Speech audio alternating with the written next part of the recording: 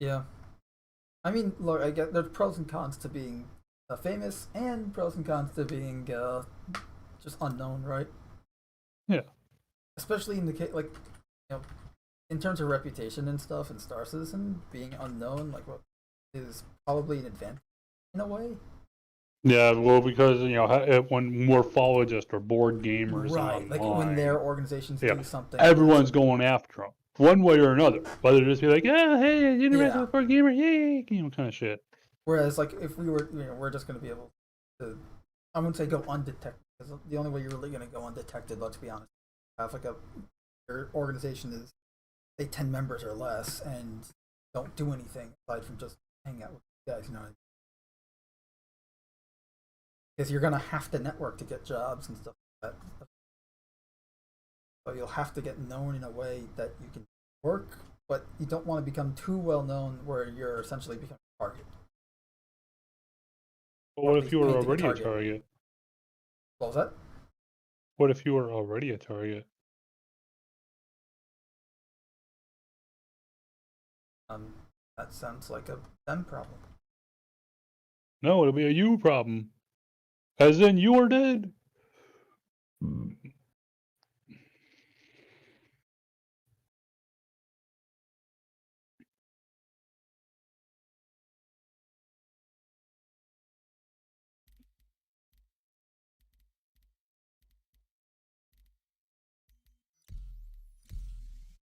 I'm just gonna load into a game.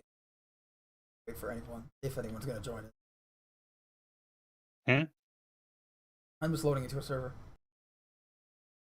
But I barely know her.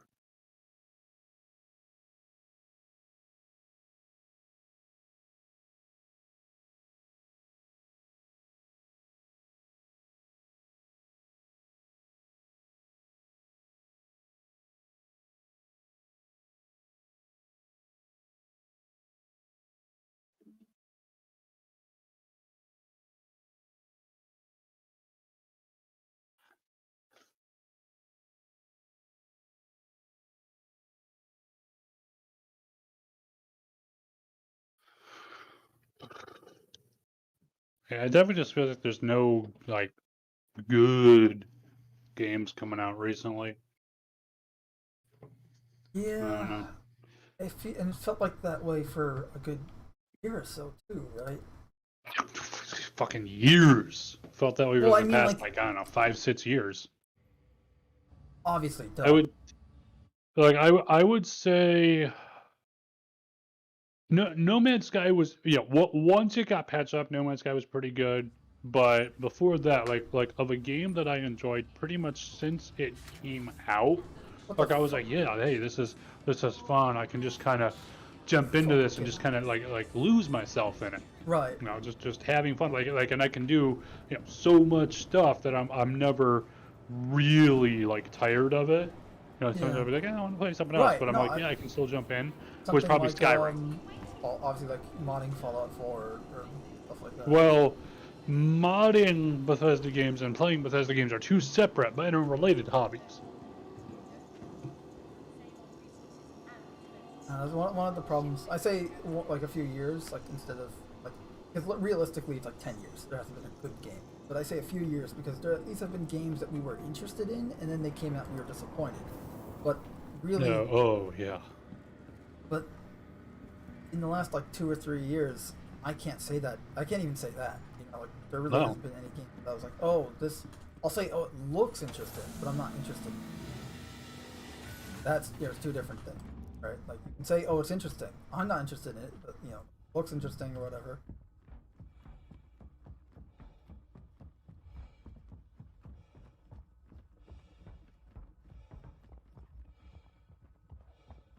Like even Halo Infinite.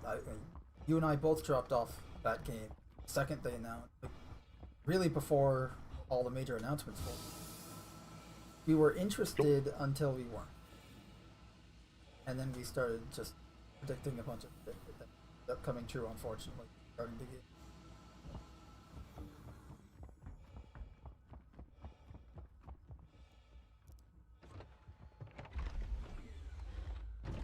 I'm pretty sure Cyberpunk 2077 is the most recent game bought, but that was like the only game I bought that was new. Oh. And we all know how that went. I'm not counting MCC on PC because that came out in 2014. Even the PC version in 2009. The game itself is from 2000. Not counting it.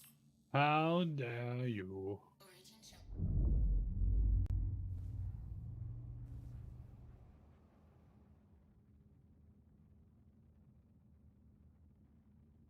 Do some cave mission.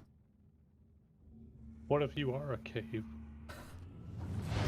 I mean, if you really want to go down that rabbit hole. Thank you, and please visit again. Oh no, I said cave, not rabbit hole.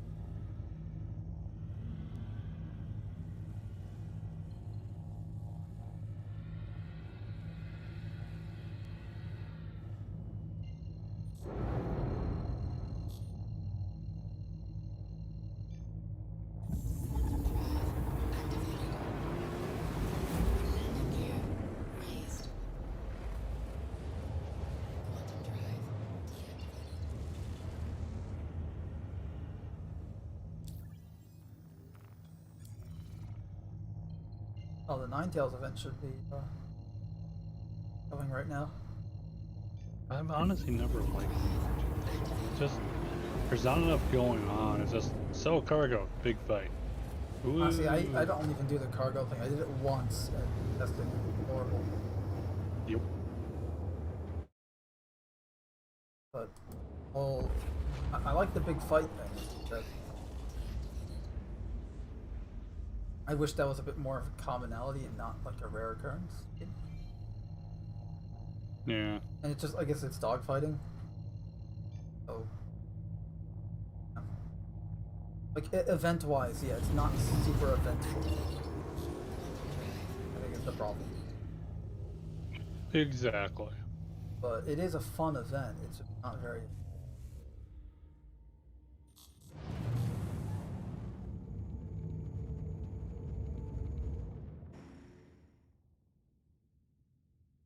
Like it's something. I will say this though.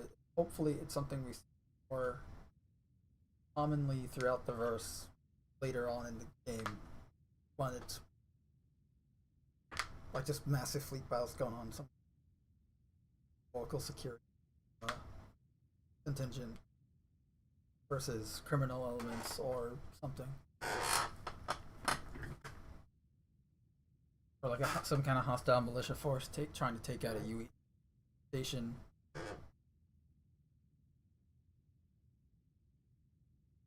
Fighting back.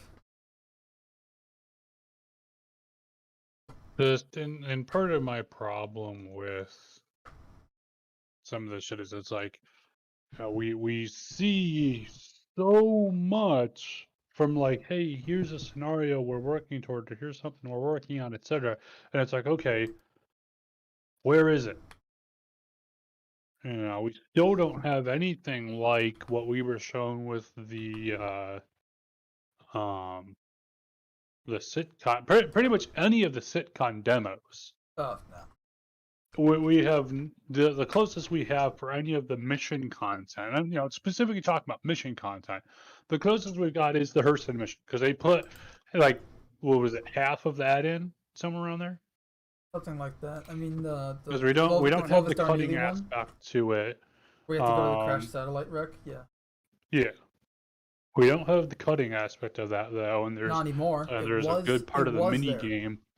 they removed it. Honestly, I never found the cutting to be there in the first place. Like, people were like, "Oh, it wasn't there," and they removed it because people weren't bringing multi-tools with cutters out there. And I'm like, I never found that there in the first. Like, I was doing that mission within I like saw it there, a and couple of days at least, the thing if is, not though, the if, day up. like, the mission would happen multiple times on a server, and if you cut it once on that server, it's cut for like it doesn't all of a sudden generate or whatever each time the mission spawns in.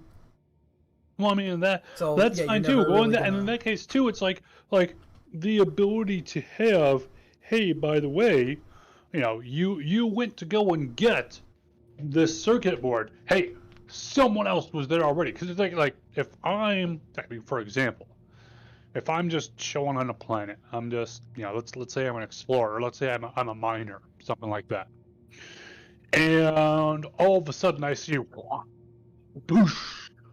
I see something impact. I don't know what this thing was, but I just saw something fucking impact the surface, and it pretty much seems like this thing just fucking crashed. I'm gonna, unless I'm like not prepared at all for anything, I'm gonna check it out, see what the fuck that is, right? Yeah. And so it's like I would love it if it was like, oh hey, someone else already cut it, cool. Well, now you got to go and find the circuit board or whatever. But again, we have nothing near that kind of complexity. Our missions are still go to location, do a thing. Like I know they're more complex on the back end, and dynamic Xenothreat is missions aren't in definitely yet, steps in the right direction. But we've got nothing complex at all. Bunker missions are probably the most complex we're getting here, and that is, again, it's a step in the right direction. But just for how simplistic it is and how fucked those missions were. And I know it's partially because we're trying to do spawn clouds and get that toned in right and stuff, but it's like, come on, guys, right?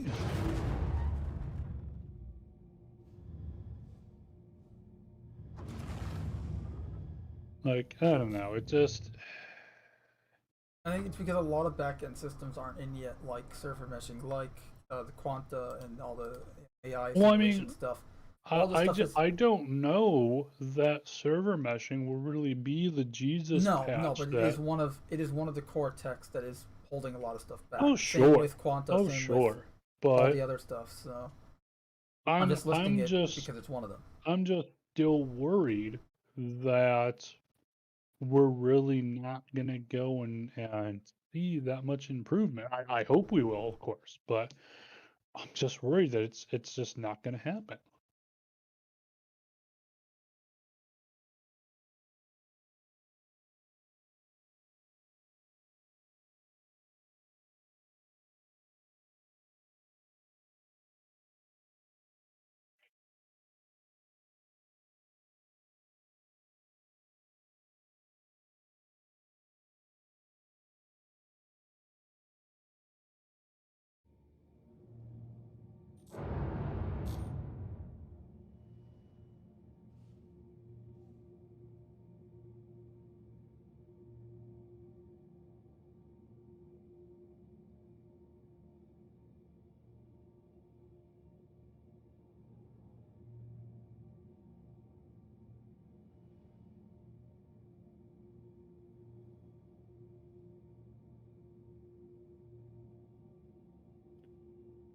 But who knows? It would be nice if the idea was a bit more communicative, like talkative, better communicating with us about all this stuff. Well, and that's the thing too, is it's like, even with the roadmap changes or things adjusting on the road. I mean, for example, let's say that, oh hey, something adjusted on the roadmap, it got pushed back, it's waiting on some kind of other tech for it, they're going to go and combine it with something else to make it better, because they're like, hey, these things overlap, let's just make those into one. Great. Tell us.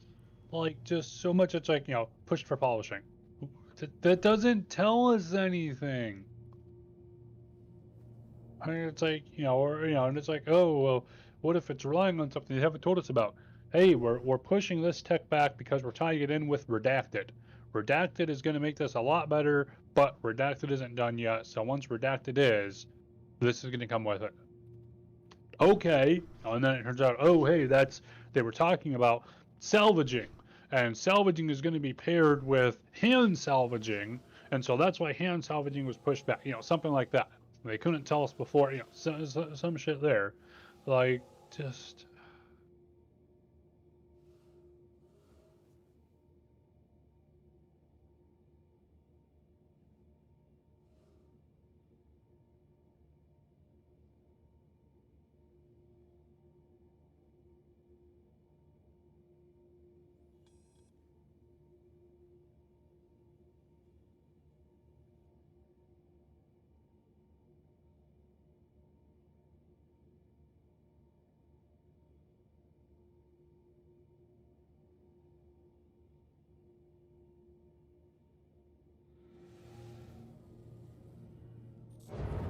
Still Monday.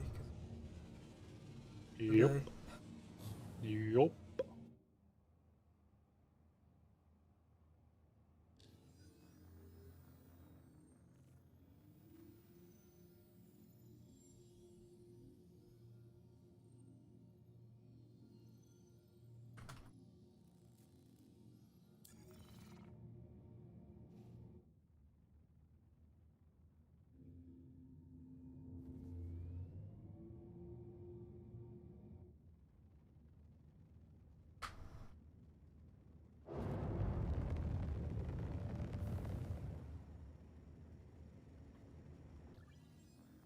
Or jump towns up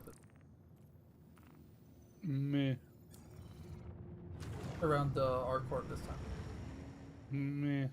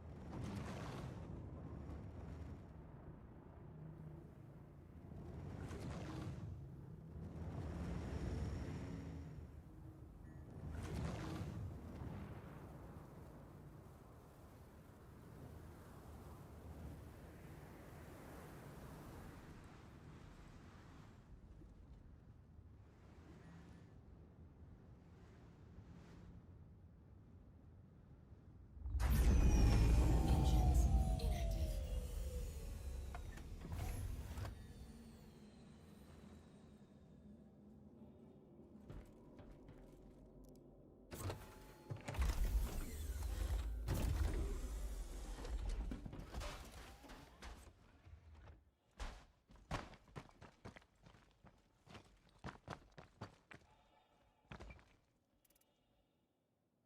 Have a weapon.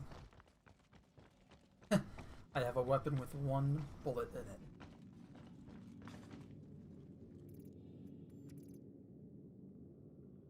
Where we're going, we don't need bullets. Oh, I have extra magazine.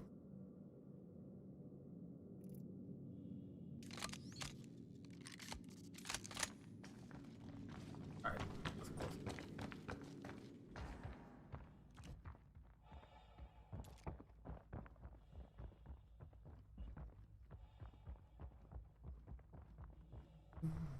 Into the cave.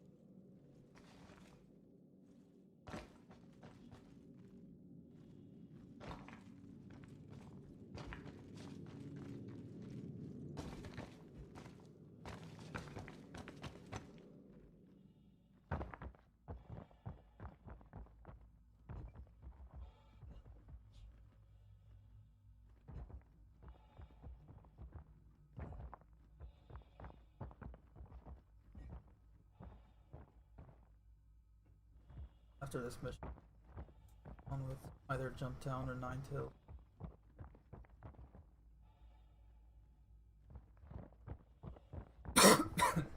Oh shit.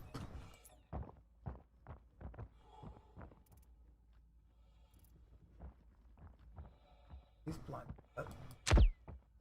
Fitting that he's in the cave then.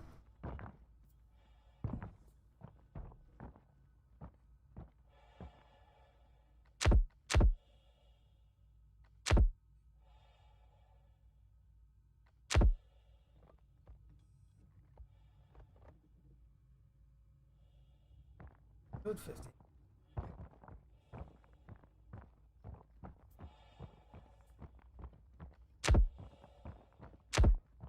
Got him.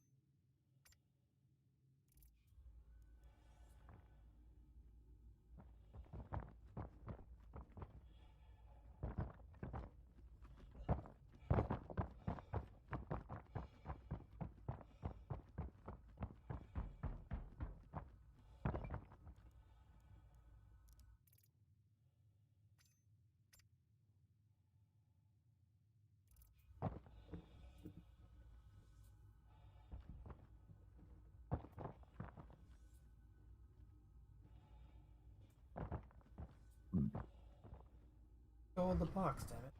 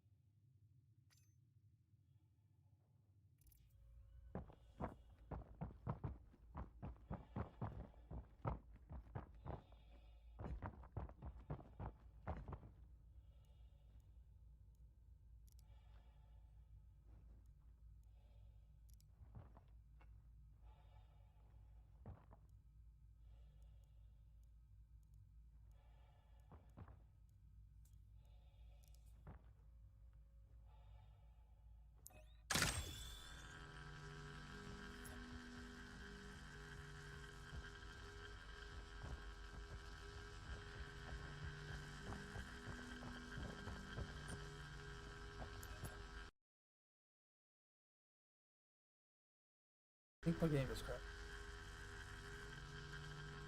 Well, don't.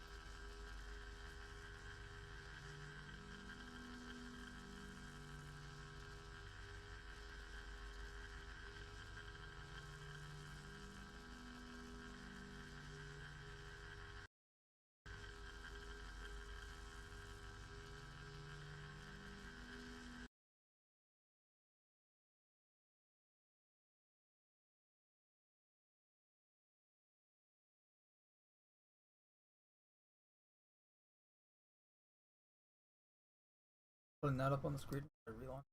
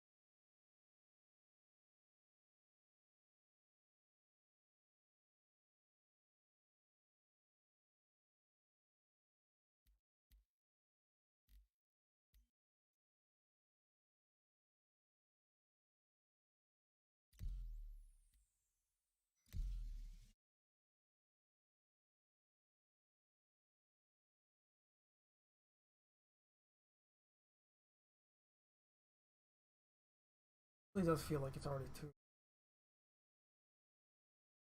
Huh? It already feels like it's Tuesday or something. Yeah, not quite.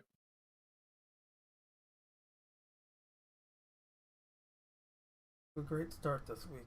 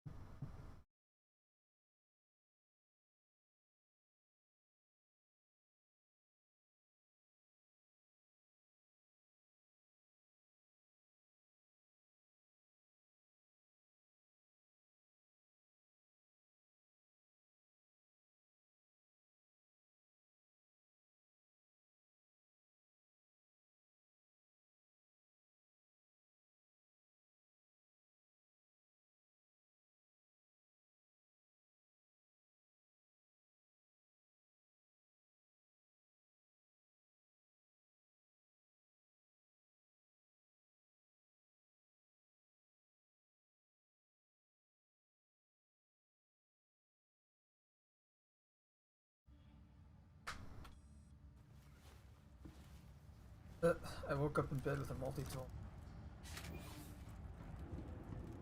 Can't use it, but I have a multi-tool for all sign. What if you are a multi-tool?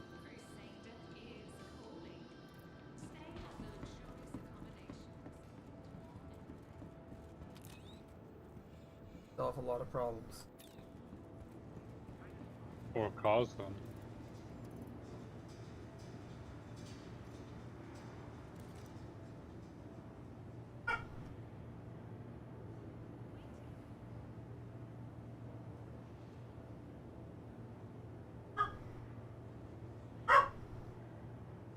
Somewhere off in the distance, a dog barks.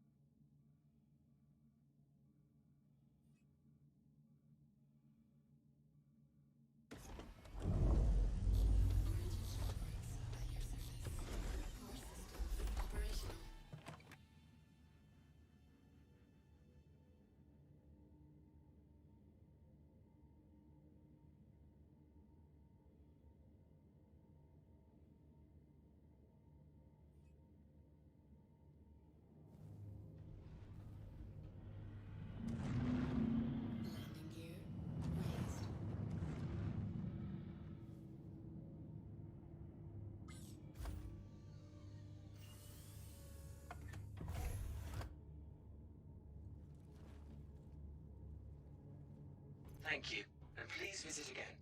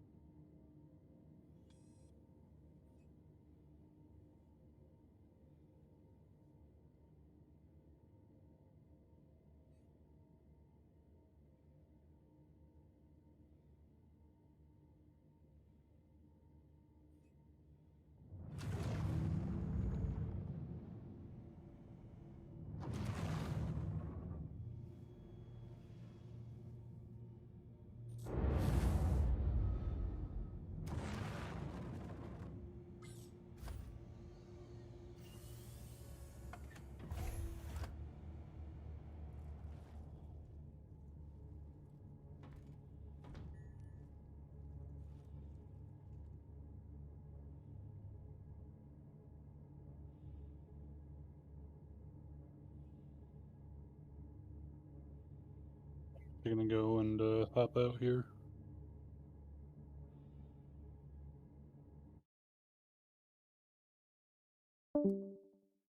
Oh. Oh.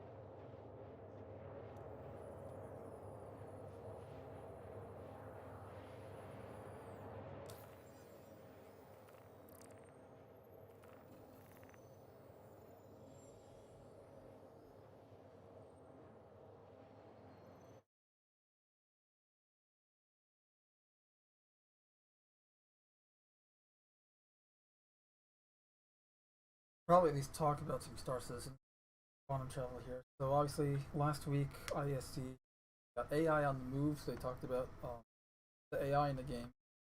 They're actually going to be able to navigate planetary surfaces. They talked about this. I've talked about this past many times. They mentioned it almost in every studio report for the last year. Now they actually showed some visuals for it. It looks fine. I mean, obviously it's just AI walking on the planetary surface, but now they're actually able to navigate objects on the surface and the surface itself, because it's not a man-made structure terrain, it's natural terrain. It's a bit different.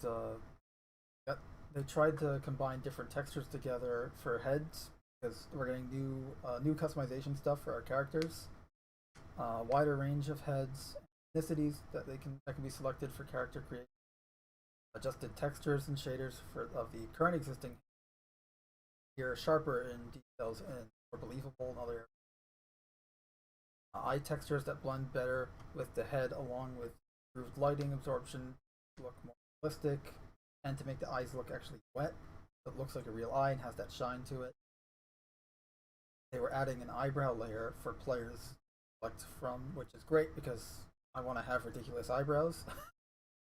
Or I guess you can go with the no eyebrow look, right? Gundam style, or like you put your face in an explosion style. And after 3.17, they want to increase hairstyles and add freckles, moles, scars, etc., which is great. Essentially, character customization in Star Citizen is going to be awesome. As for the AI stuff I mentioned, we're here.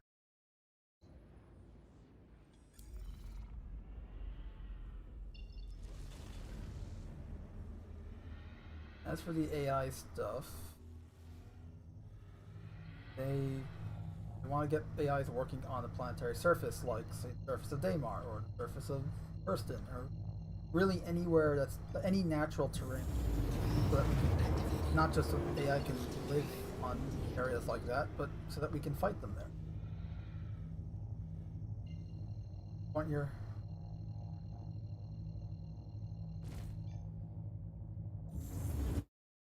So, quote them, "We want to make the world alive and reactive to the player. NPCs will be able to roam across a planet between structures in a natural environment filled with fauna." So they finally they're building the planetary navigation tech that allows AI planets. The system's currently undergoing its engineering phase. We're not going to see it for it works by creating a dynamic mesh whenever an AI are drawn to in chunks. The mission is planned that will utilize this tech in an undetermined patch. So honestly, essentially it's soon, but not really.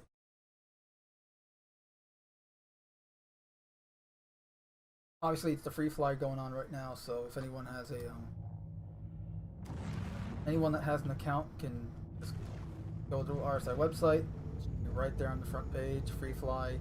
Enter the get into the verse code, apply it to the account, download the game, play Star Citizen for a week. And if you don't have an account, link in the description for how to create an account. It will give you our referral codes, which help us and you. So it's double whammy.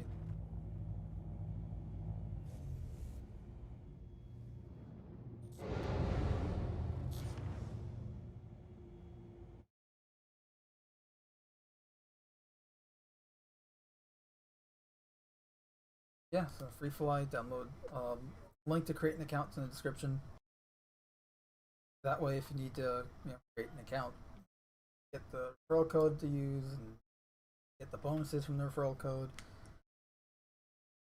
You can only use the referral code when you're creating an account, by the way. And yeah, just all there on the website. I can quickly show you if back here.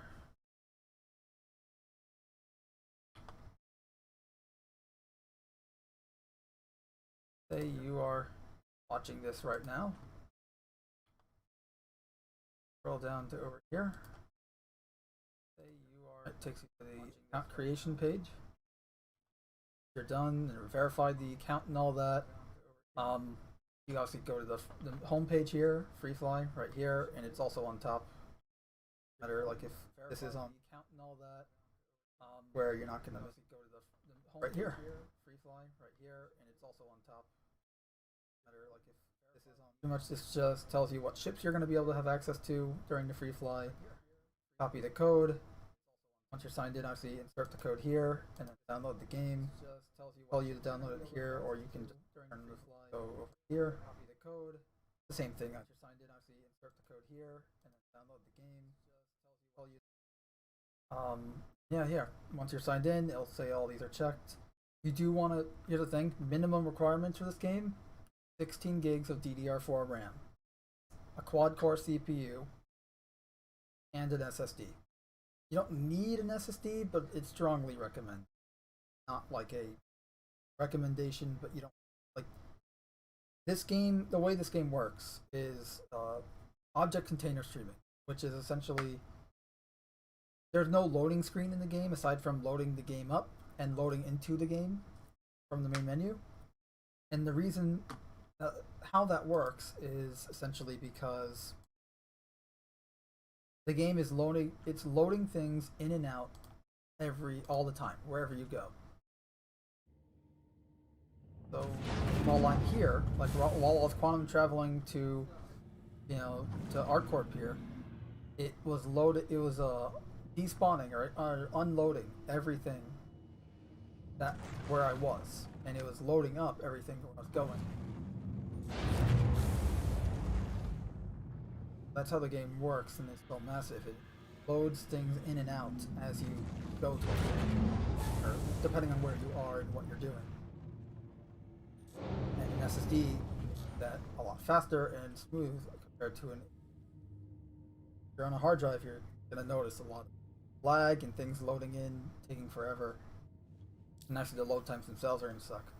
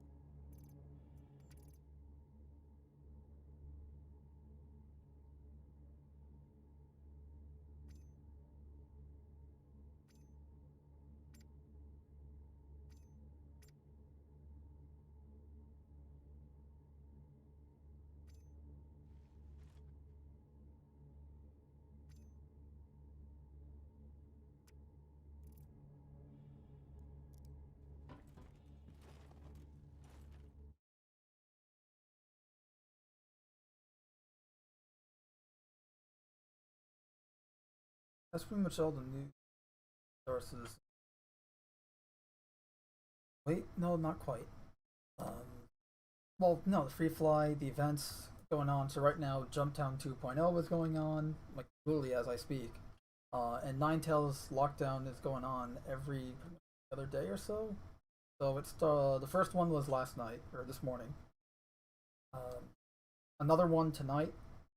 Then February 23rd. There's a schedule on Discord server if you're there, and there's one on Spectrum as well.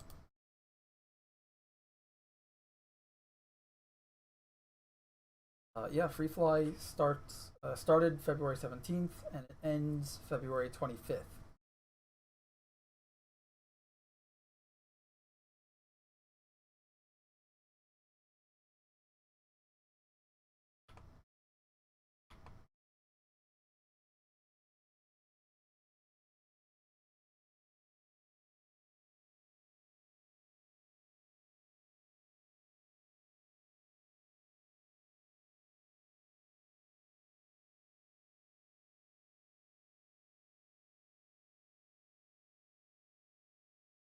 Go into what's this week in Star Citizen, right?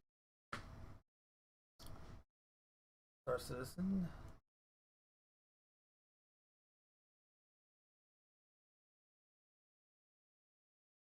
Loads. Obviously, we got the free fly all week. It ends 25th, so until Friday. Tomorrow is a lore post in Galactopedia as usual. Inside Star Citizen on Thursday, so nothing special this week aside from the free. Yep.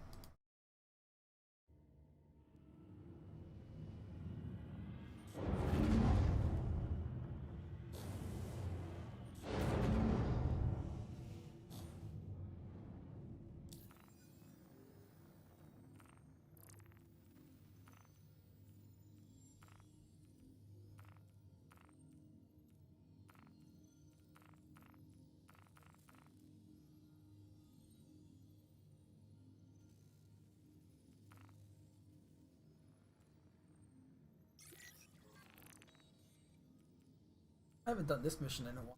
See, I need a better ship though.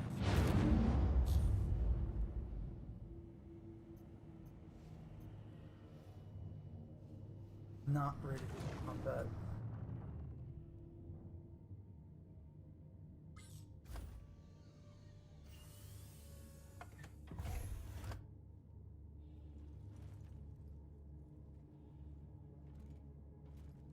Why I got out of the seat. Need to get a better combat ship.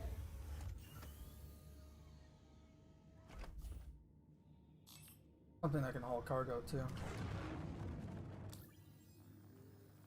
Trying to go looting.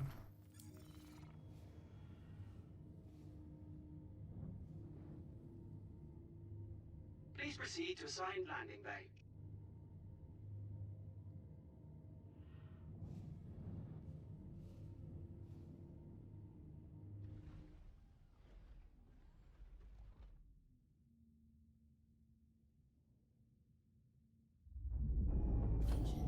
Thank you, and please visit again. Landing complete. Have a pleasant stay.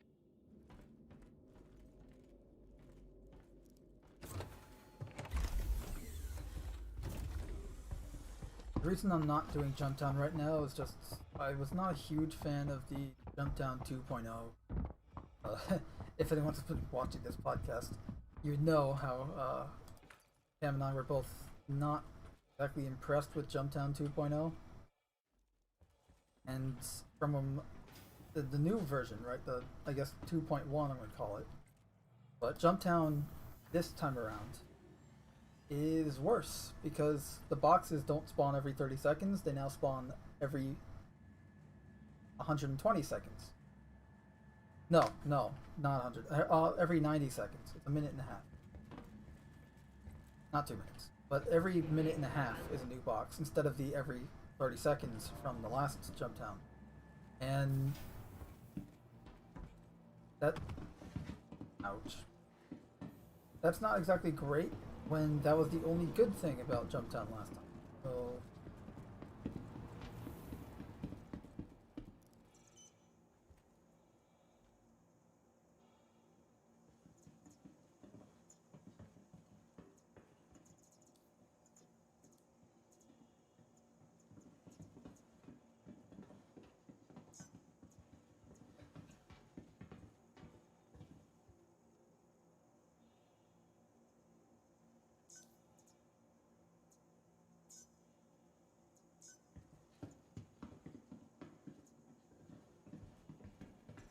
I have access to a Nomad. Let's see what.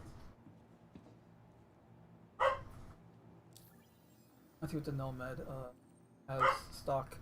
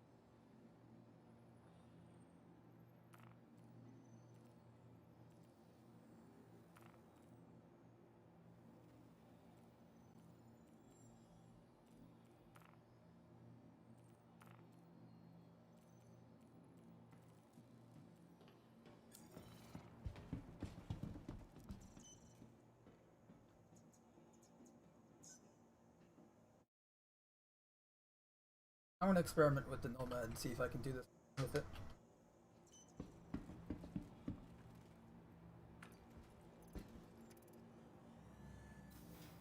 No, I mean to bring this.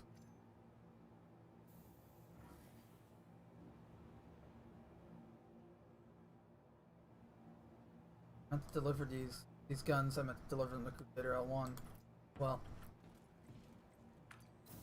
deliver them on my way back. What? I'll pat to him.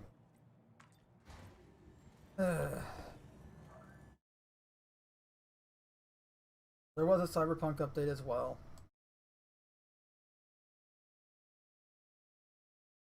Update 1.5, adding new apartments and such into the game. It's a large update in that it actually adds some new content, big in that regard, but it's definitely baby steps in the right direction. It doesn't fix anything, like it doesn't fix many of the problems that the game has, which is still like lack of the promises that it, all that.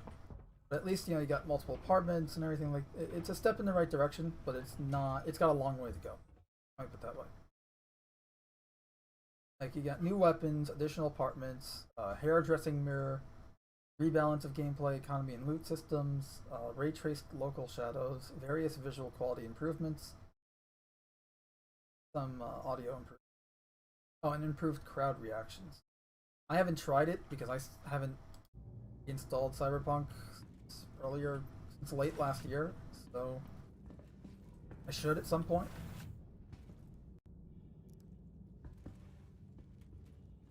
I want to try the mods, but until then, I haven't tried it, so I really can't say anything about the new patch other than even if it were the best, like they still have a long way to go, I feel. All systems operational. Yeah, they added some new content, which is great, but it's like and no cost, which is again great. You know, they're clearly going for that No Man's Sky redemption arc type thing, but I don't know. I just feel that they still have a long ways to go. Like No Man's Sky had a long way. Some ways still does, I guess.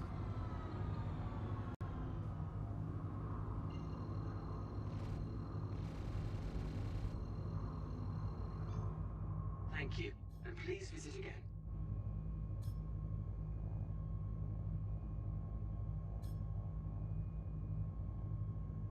Quantum travel engaged. Quantum travel complete. Landing gear retracted.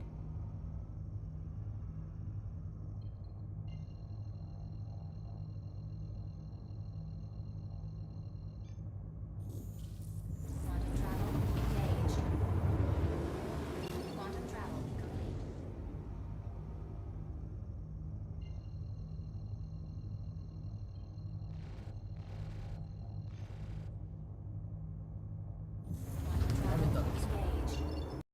do patches now, actually. No, that's not true at all, because I remember doing it a lot early in it's so when the hell was it? And I guess the last month or so felt like forever, because turns out the last time I did this was in December.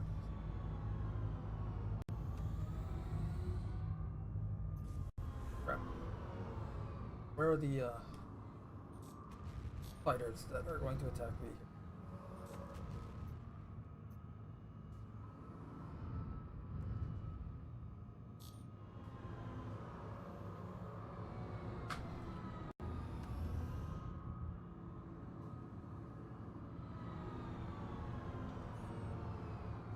No fighters, huh?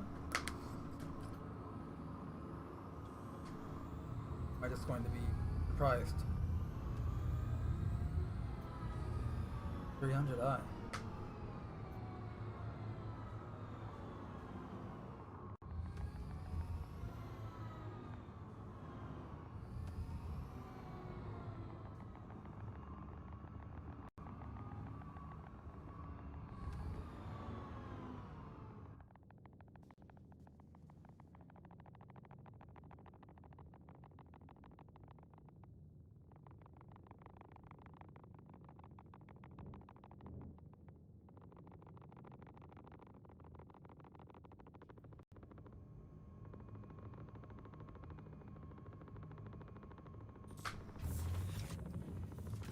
How much for the combat?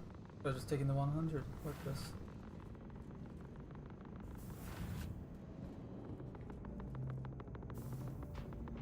I hear the gunfire inside.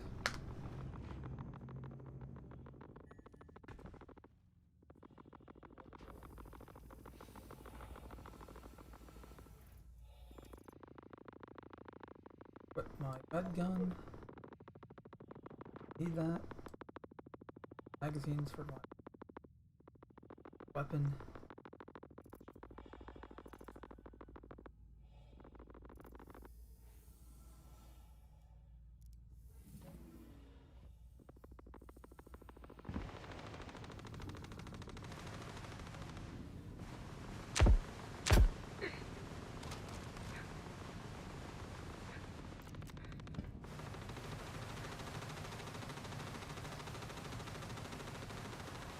Where did his gun go?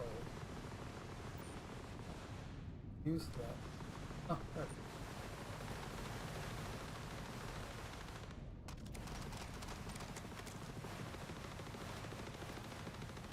Don't have equipped.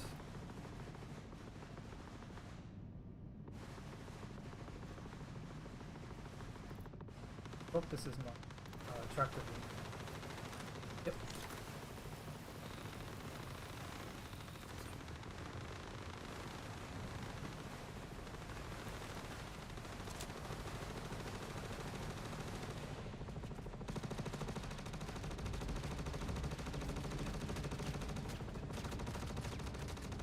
Now I have 3 minutes to find the hack and disable it.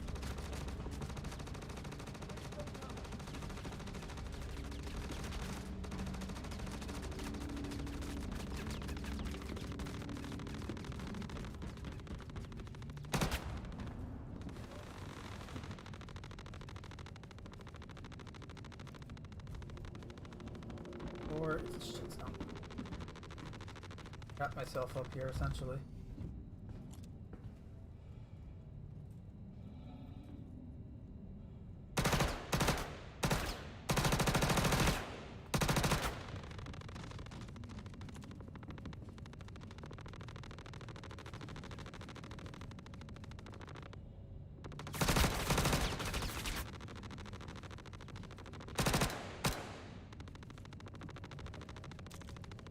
New armor.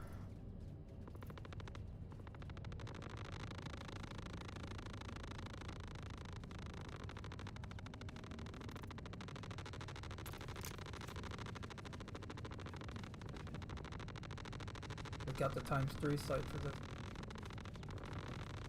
I think I do have one.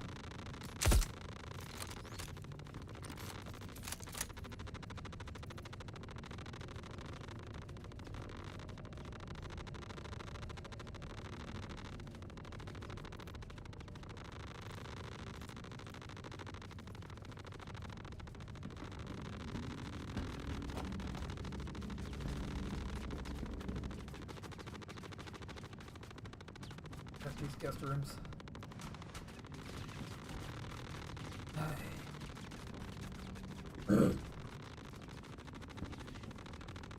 Perfect. I'm gonna get bonus.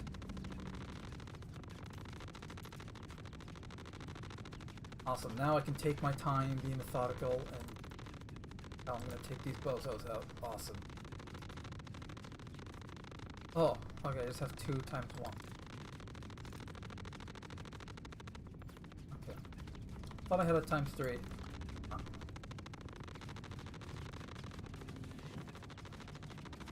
Well, it's on the bridge. What I could have done is powered everything up. Do that.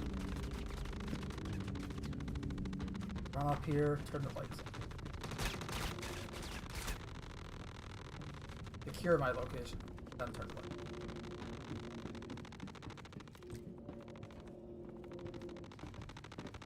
Can't get in the pilot seat because they made it so that you can't just fly away with this 90.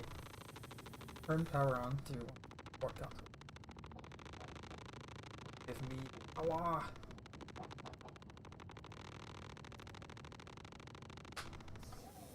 Yeah, he or. Alright. Now we're cooking with gas.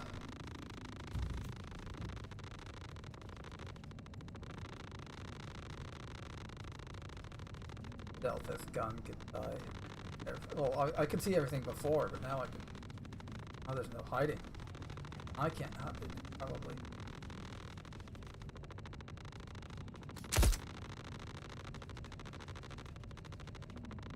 Need another gun. Okay, there's one down.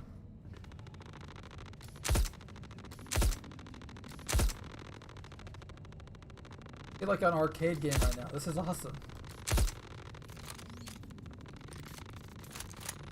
Playing like an old school, like the old Terminator 2 arcade games from way back in the day, or like the duck shooting arcades, or Time Crisis.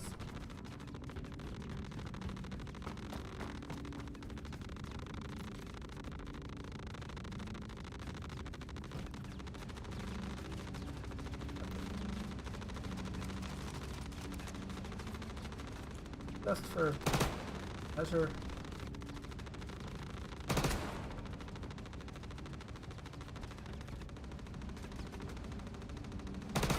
I'm gonna take here. I put these guys down myself. 50 caliber bullet. Some heads, 2 of them.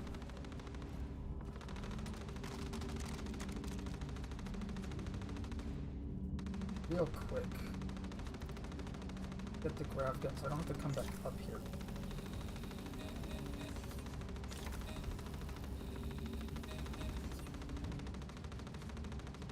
Oh, that's automatic door. Okay, I got worried for a second. I did a frozen deer in the headlights thing. Bye.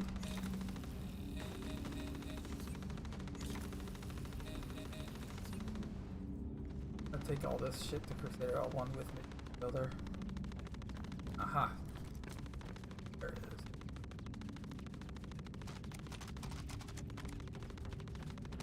Ah, full.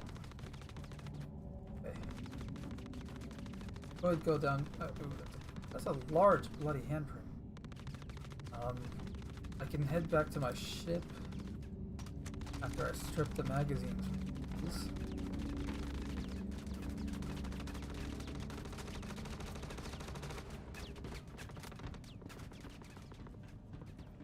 Problem with the Nomad is getting in and out is kind of annoying, especially when your ship is. Oh, I was about to say when your ship's destroyed. Worried. Your gravity? Awesome. Which means I'm on board the ship. Which means. Okay. Okay. Good.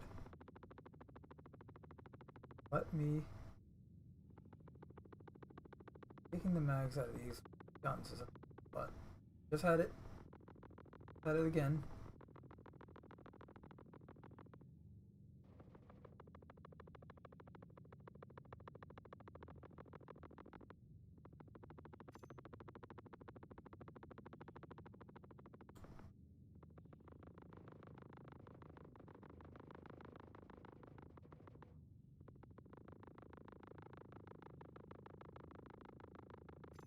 If I do this, I'm not gonna make it. A gun.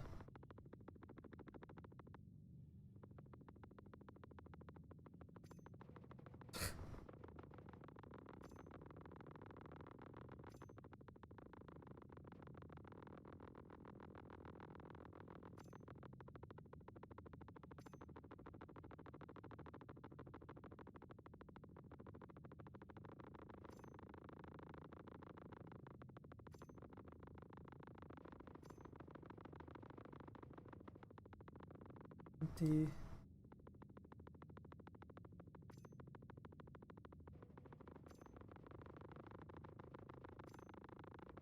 Want that. Right.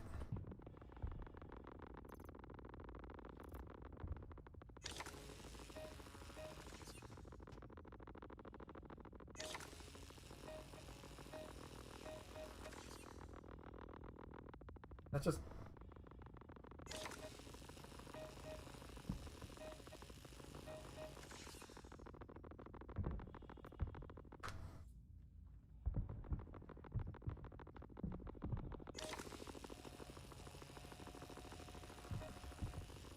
See, now I can take my time. Don't have to worry about anything. Time-wise.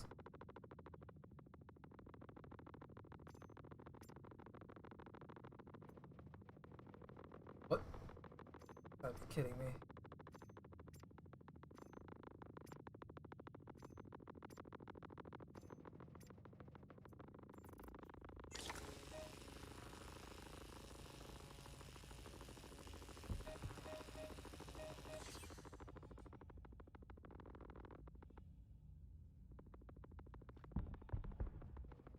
ArcCorp is a beautiful fucking planet. Pardon my French. Look at that. No other game. No other game.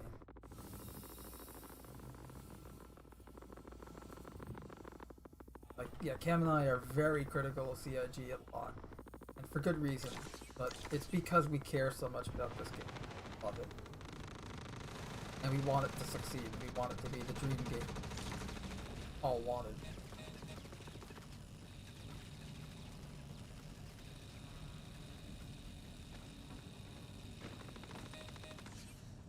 Oops.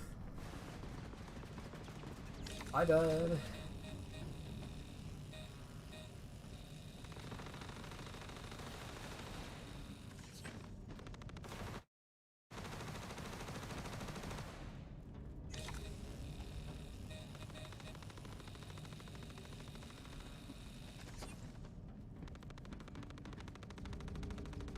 I'm gonna keep a corpse here just so that this door is constantly.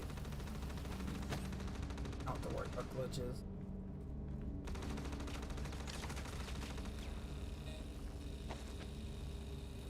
Also, will make doing this corpses later easier. He's gonna just dogpile them over there and kill more people, get more corpses, process. You know the drill. If you've seen me do it before, you've seen me done it.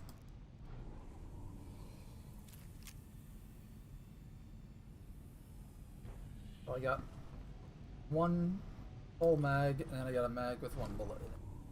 7 rounds currently in the gun.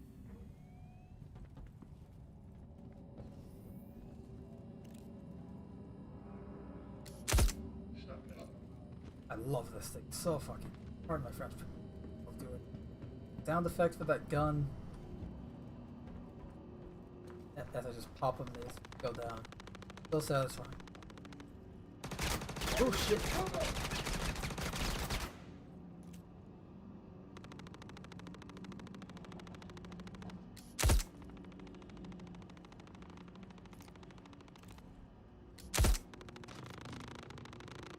Even in high stress situations, so satisfying.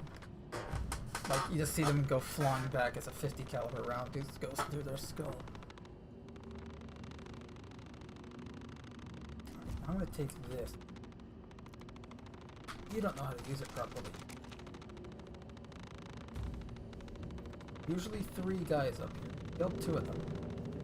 Where's the 3rd? Best open all doors. Know if someone is in.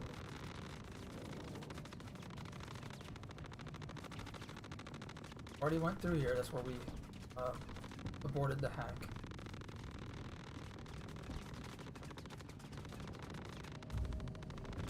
I think we're good. He may. How many bodies? Okay, so I think I killed him earlier in the foyer. When before or after, right after I did the hack, powered the. Put power into the.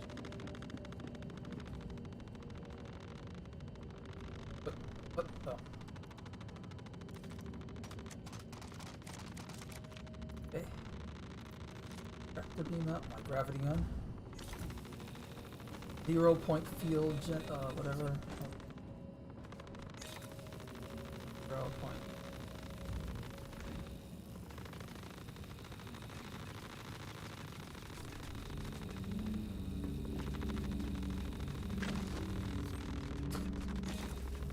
Wow. Right onto them.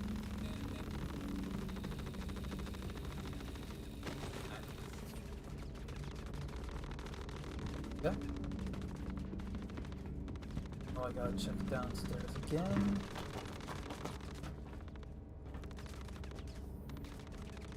Hearing section. Also need to have gun on. That guy.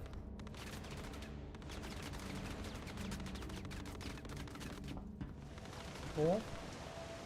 Not dead in the pool. Uzi.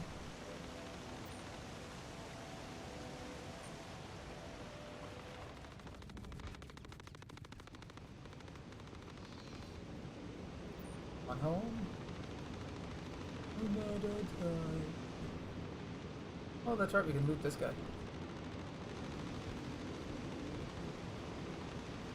Geronimo. Wait. Rick's going for a swim, did not go well.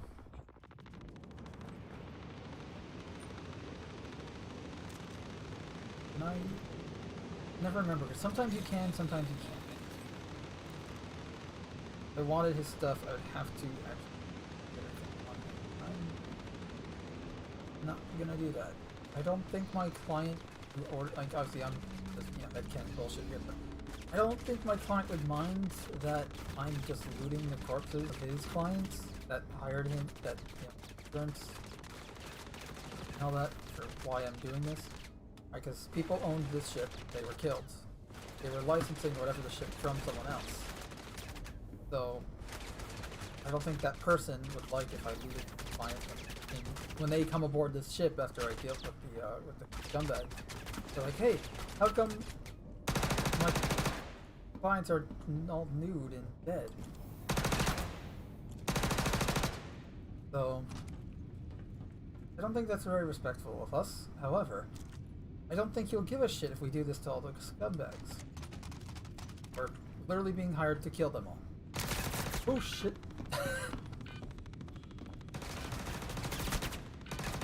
And I'm incapacitated, just like that, because if I pulled my med gun out to heal myself, then I would have been shot up even further, so I would be dead. At least here I'm incapacitated.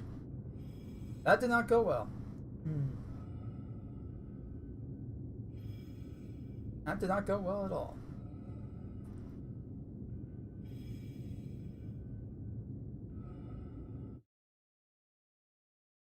So much for me.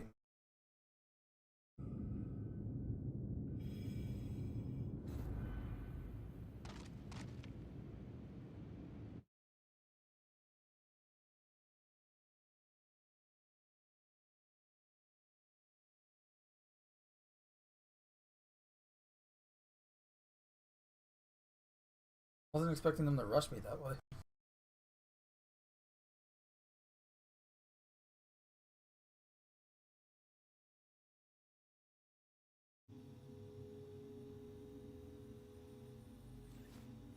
Plus side, oh shit, probably back at Crusader L1. Yep.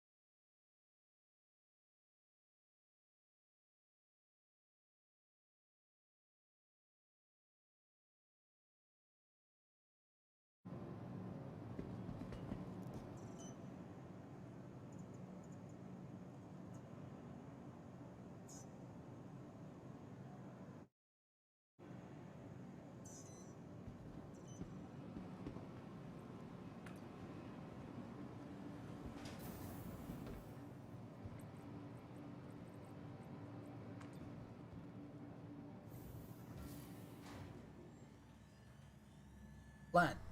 Get back to our court. Get back to the ship. Get a weapon from the ship that I have put there. Go back onto the 890. Get my gear back. Kill anyone in my way.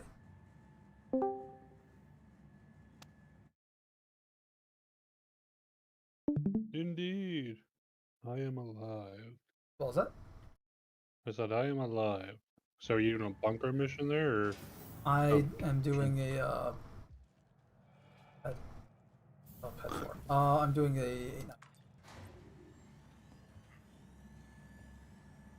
I was Just killed. don't manage to wing a fucking guard like I did the other day. No, so far I got shot in the back, so Huh. No, there was a I'm guard going back in, to retrieve my gear, so Ooh, good luck. it's okay. I have a Nomad parked outside the 890 that has a bunch of PSCs in it. So what I'm gonna do is I'm gonna get there, take a submachine gun, go inside, get my gear, and kill anyone. I had one the other day where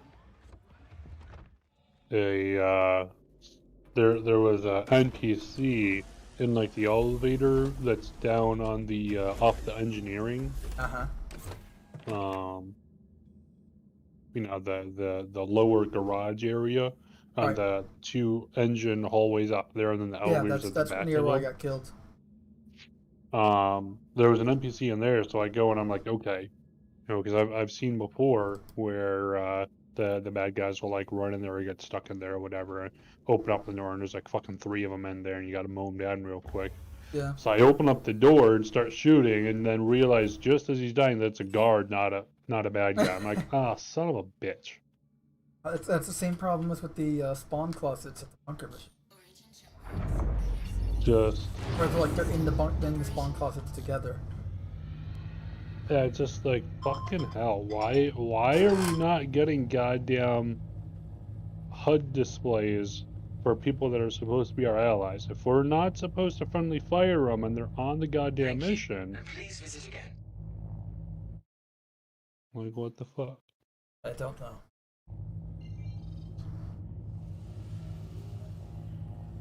I know that I was just cold calls up on them rudely. You got a crack what? slam.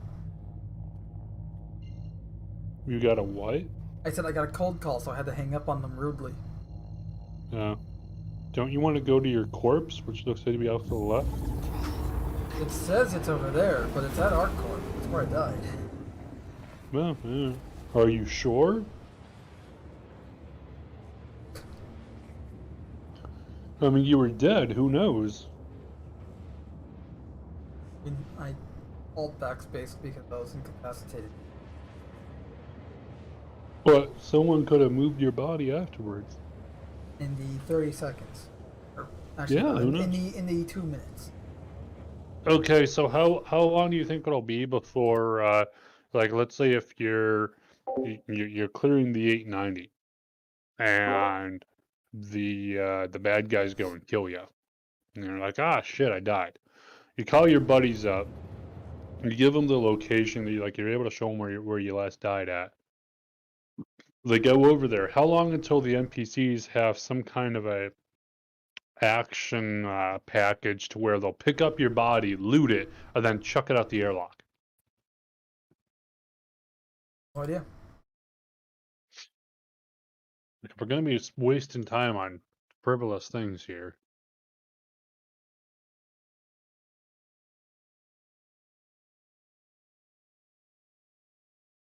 Wow, the frame rate on the stream compared. Like, it's actually great for me, but like looking at the Streamlabs and it looks choppy as hell. It looks okay. Hooray On for my- YouTube downgrading, right? Well, how's it look on? I mean, No, it Discord looks good okay. on Discord. It's It not looks, terrible. It's not super great, but it's not terrible.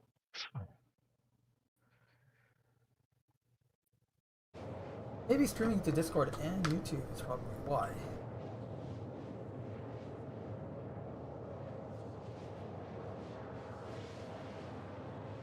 Is it better when I like move my head around? No better, no worse.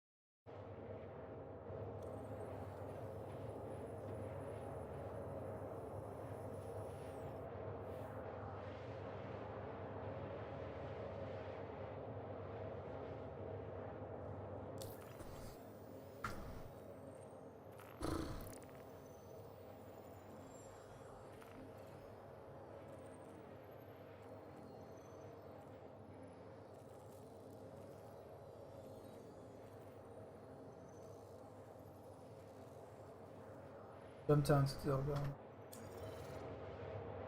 If you can call it that. What was that? If you can call it that. Yeah. I mean, there's still people, at least in this server, that are participating, but I'm not. Like, yeah, it's a minute and a half now instead of 30 seconds. And the problem with last time Jumptown, like, those all still persist, right? All the problems we had with the first go around. Yep.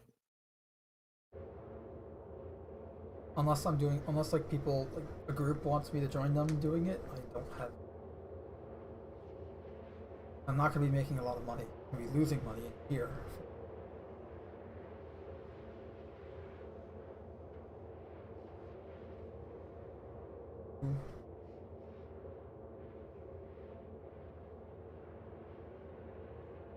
Yes, I really do like the 100. It's a nice looking ship. It's a nice small craft that is surprisingly large inside.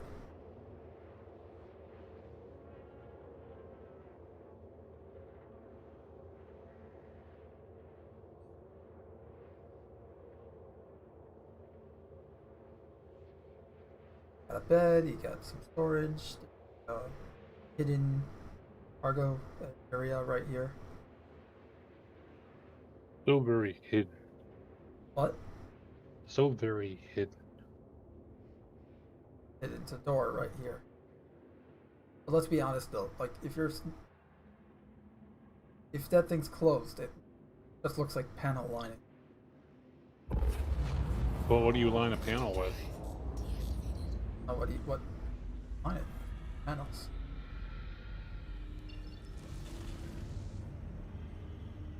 I have to mark.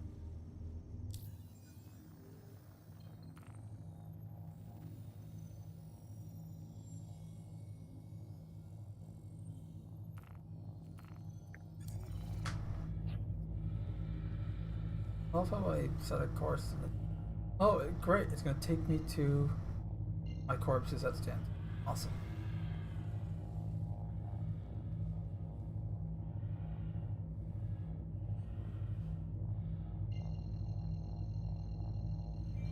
What if you're the corpse, though? We went through this yesterday.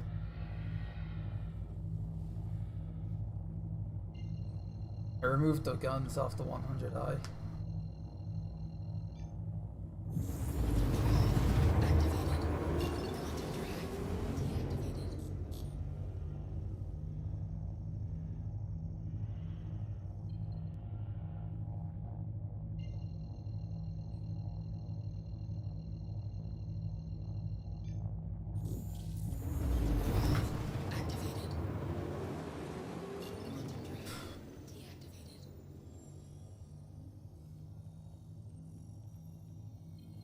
Wait, it still gives you the distress beacon? What? Never used to. It did. No, usually once you got away from the ship, the distress beacon disappeared. Never had that. Happened to me all goddamn time. I think originally, yes, but I think they fixed that early on.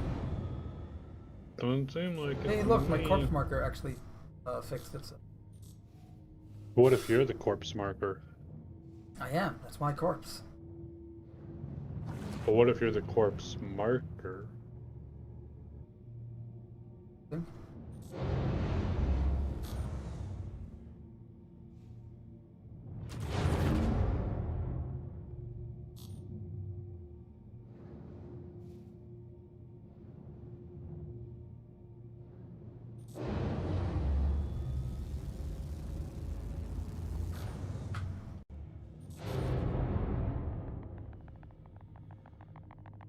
Looks like it's still in the hallway where I died.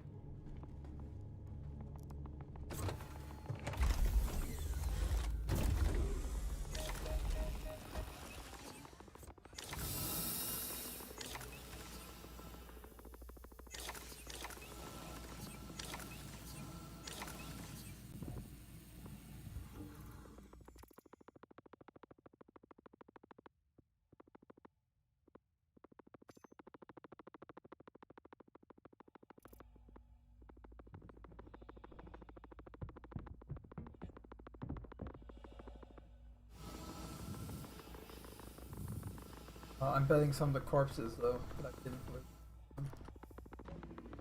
Oh, I guess not.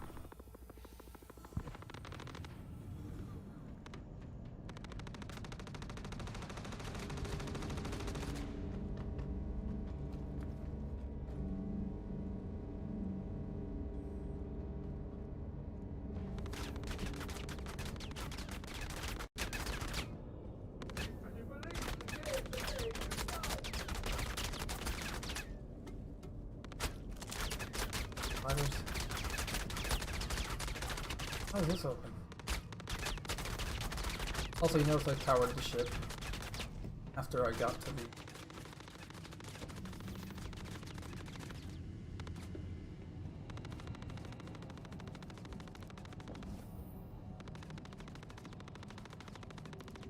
You're seeing this too, right? Gunfire?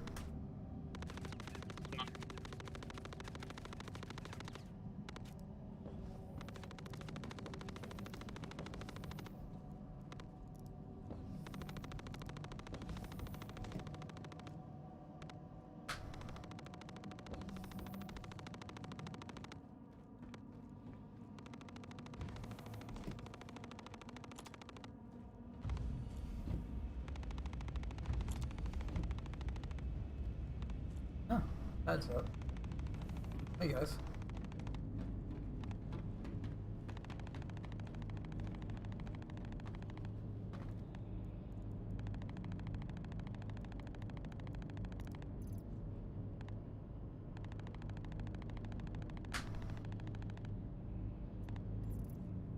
Later.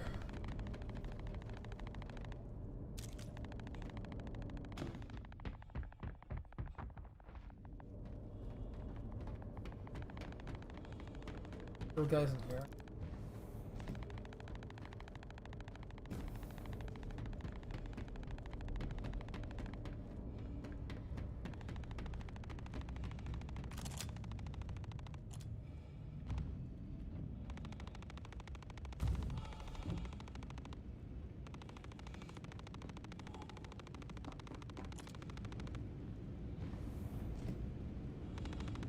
She blows.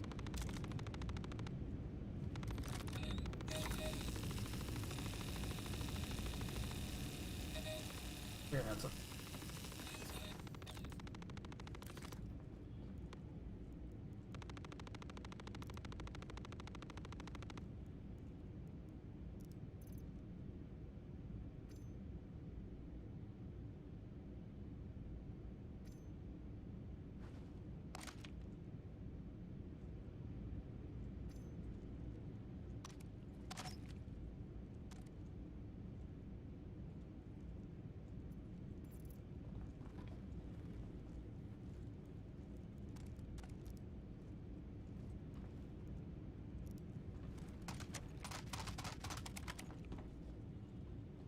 That's a thirsty.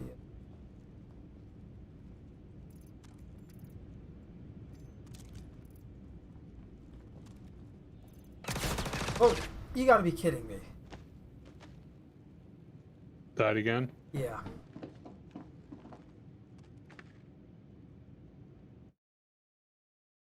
Fucking hell. This is why I haven't been doing this mission a lot. That plus the don't glitch die. that was original.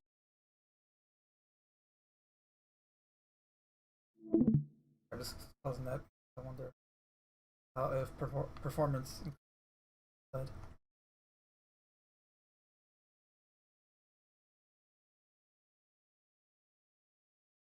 Like it wasn't letting me unequip this stuff. It's like, great. Well, now I have. Give me a gown, so.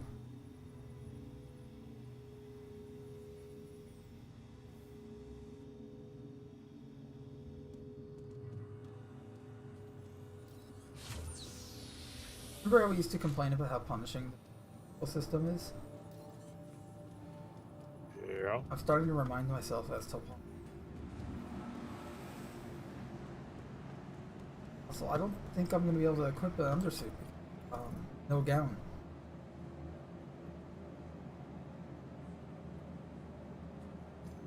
Yep. Don't you love that? You don't get a gown, so you can't equip any undersuit. Yep. And there is a fix. Kill yourself again. Alright, because you can't go anywhere, you're just on the station. But that means that the corpse marker is going to be there. Nowhere to ship.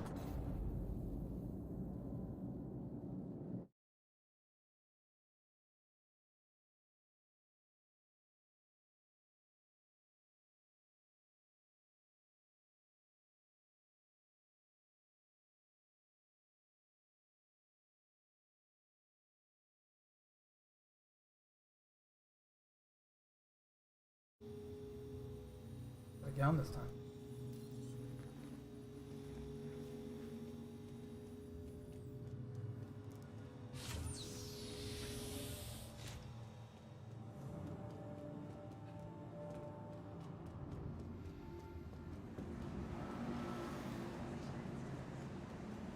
Of claim fishing.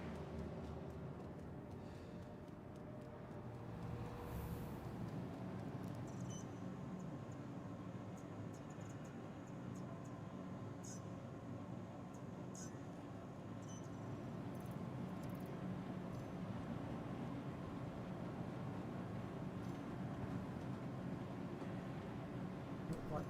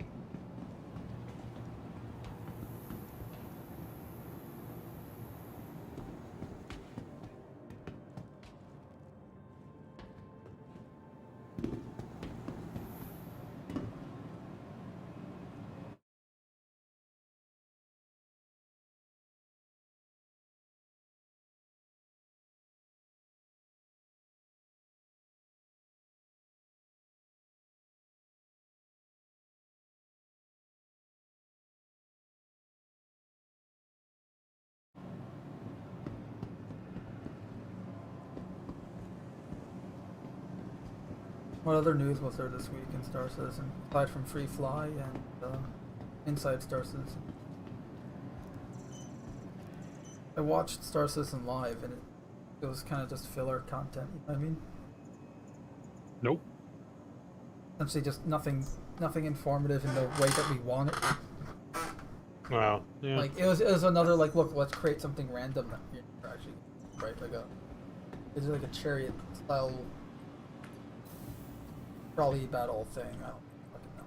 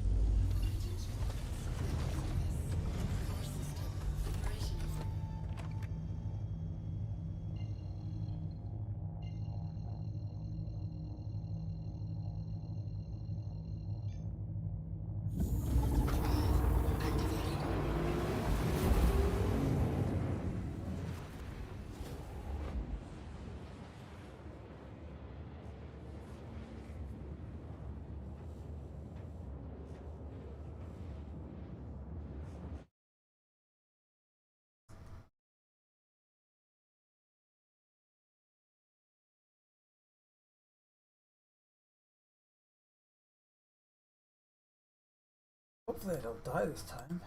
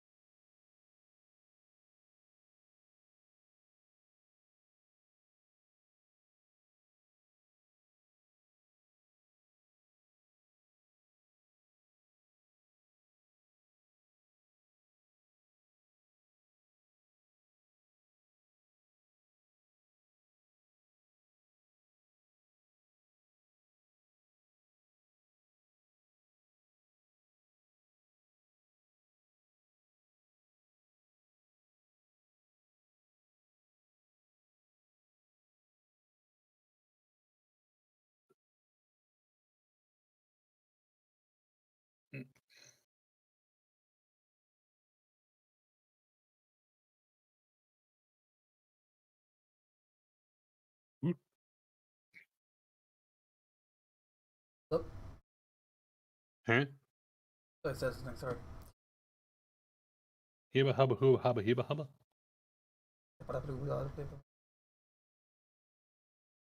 Hamster dance? God no. I'm curious as to how many people, if anyone's watching, actually understand that reference. Not many.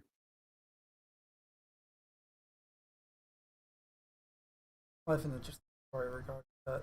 Involves a guy who was in the.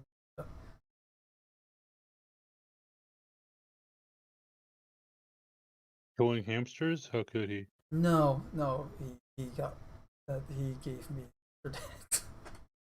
He gave you a hamster? I wish. Actually, And no, I then don't, because made it dance? my cat would have eaten it, and then there'd be a mess.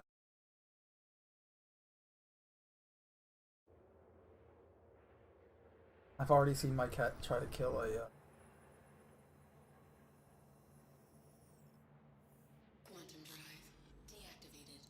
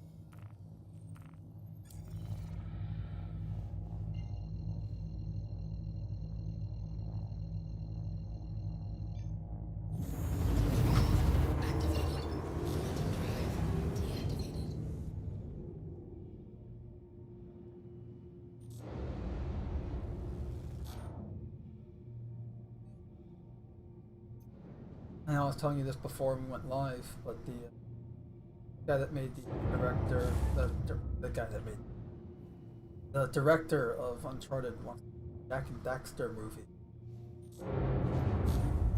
I don't know What if could possibly go wrong? I don't know if the Uncharted movie is good. I haven't watched it, and I plan on it.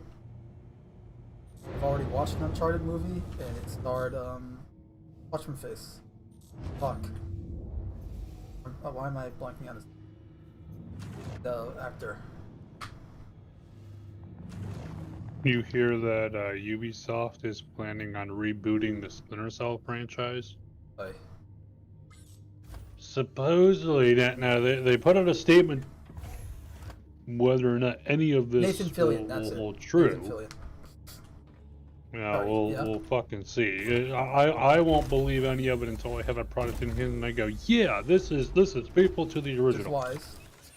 But supposedly they're purportedly saying that they're gonna try to stay faithful to the original. It's not gonna be an open world game.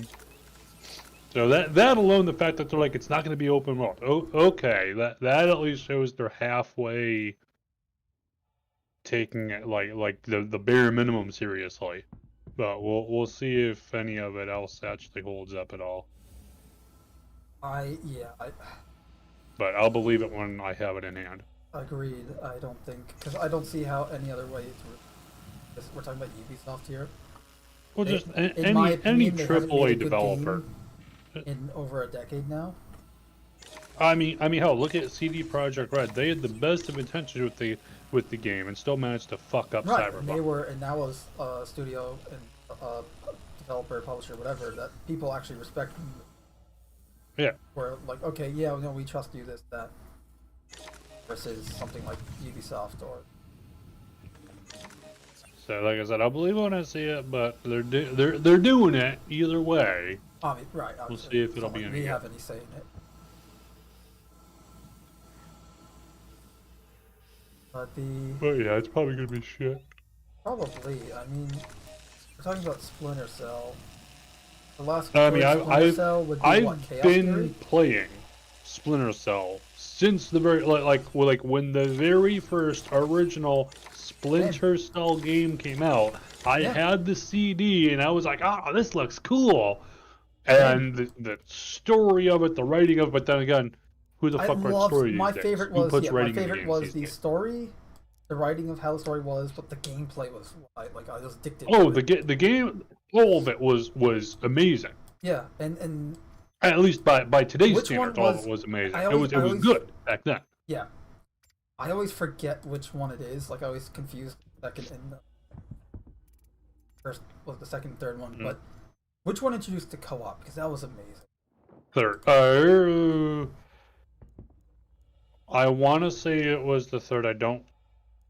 No, was the no Pandora Tomorrow did have co-op. I take it back because Pandora Tomorrow also had the versus mode. It had both co-op Yeah. and versus, I believe. That was genius. I want to.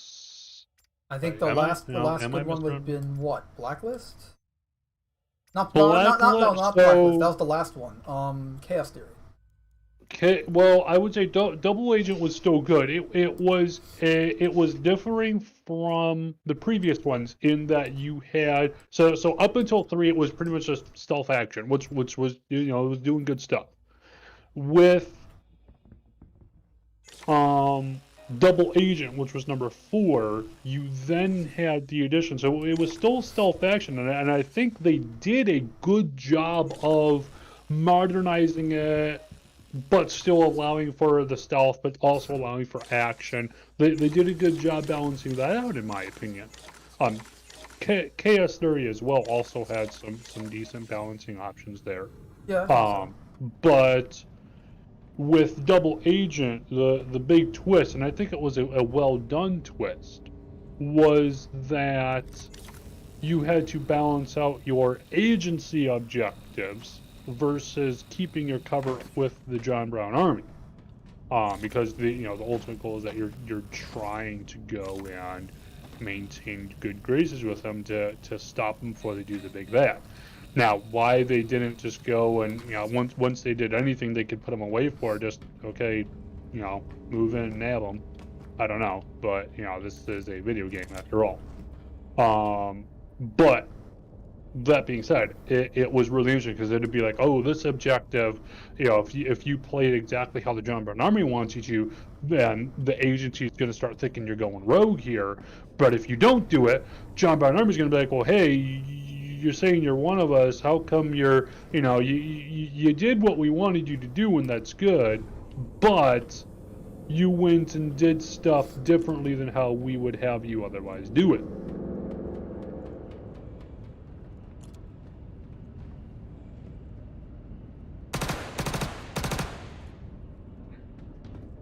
But pretty good stuff. And hopefully the new game good.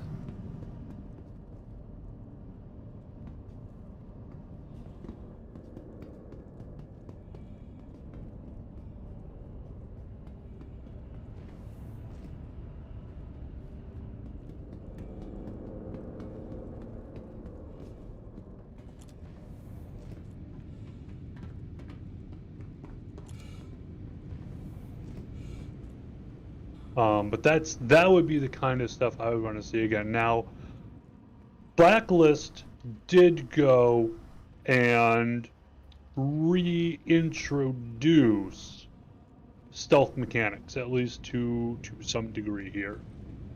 And it was good stuff for the most part. There were issues with it. I won't lie. No, but like all games have issues. But it was definitely, while Blacklist was still too actiony for my tastes, it was definitely still a move in the right direction, compared to what we had before. So on that note, they were definitely starting to do good stuff again. But Blacklist was the last one that we got, so Yeah, we don't that was really in know. 13. Yeah, it was a while ago. One way or the other.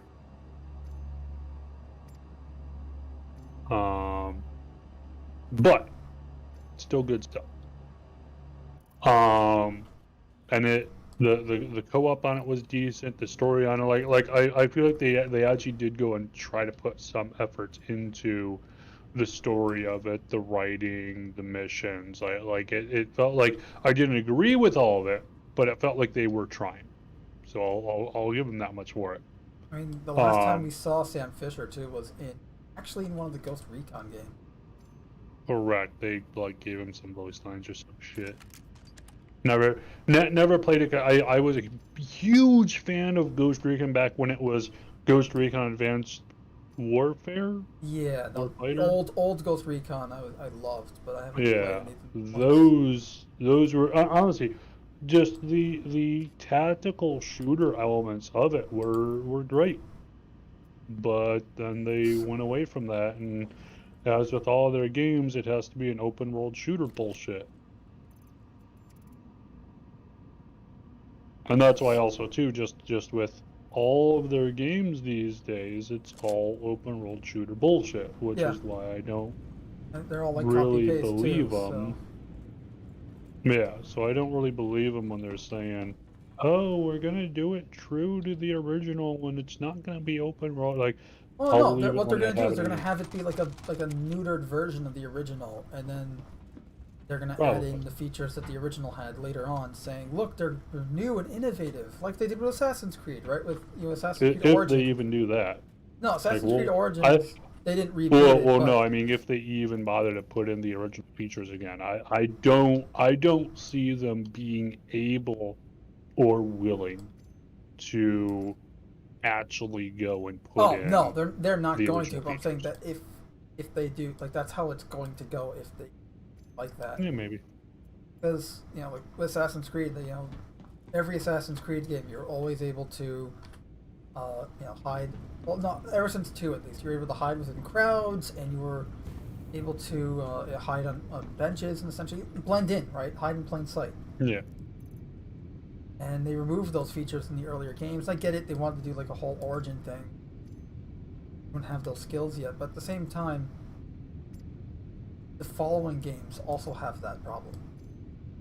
Like where it's missing content and features that the original game had. And they're lesser games for it, in my opinion. You Yeah, I get it. They're also the fact that they're do not let's be honest. question your overlord. They're not Assassin's Creed games either. They're random historical fantasy RPGs trying to match and capitalize off of the Witcher success. Trying to sit on the Assassin's Creed name. Well, it's like, look, if you guys wanted to do, I mean, honestly, make it to where you've got your mainline Assassin's Creed games titled, Assassin's Creed. Then go and make a spin-off series that's just something whatever. There's your, whatever you want to fucking call it.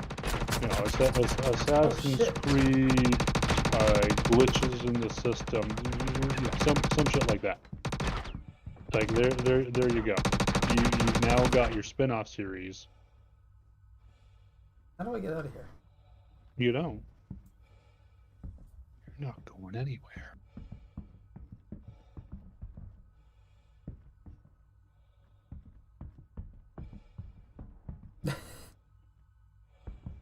Problem. Are they floating?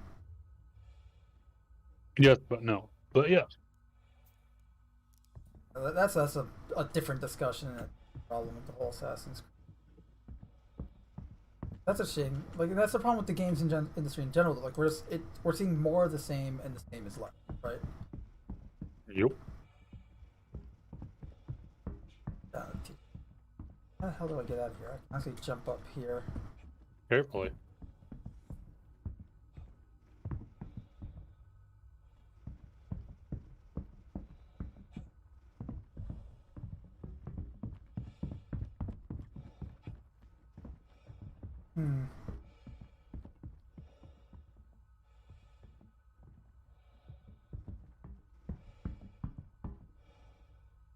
I might be screwed.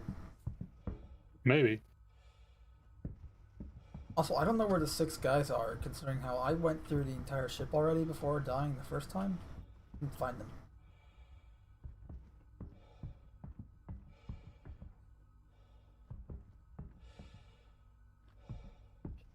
Only way Well, I maybe you were know bad. out of this without losing my gear is going back to the main. Your gear? I think you mean our gear, comrade.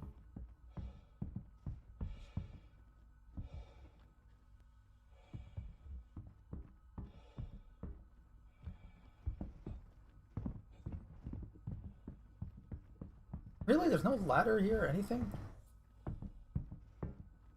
What do you do if you, say, get stuck here? You die horribly. Exit to main menu is here.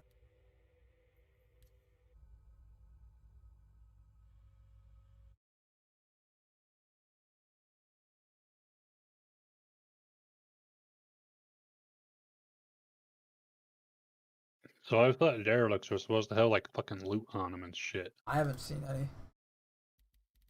I'm on a. I just did a derelict here, and I'm I'm joining on your a server. Starfare, and so far no loot at all. Like zip, zadity, zilch. 0. Nada.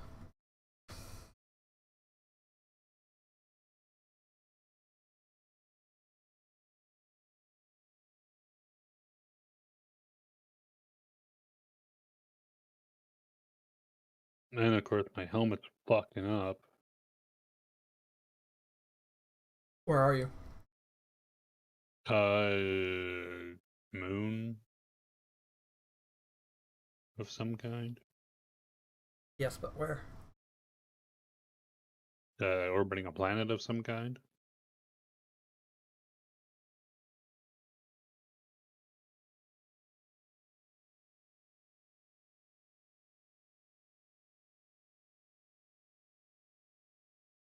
But yeah, so far no fucking loot.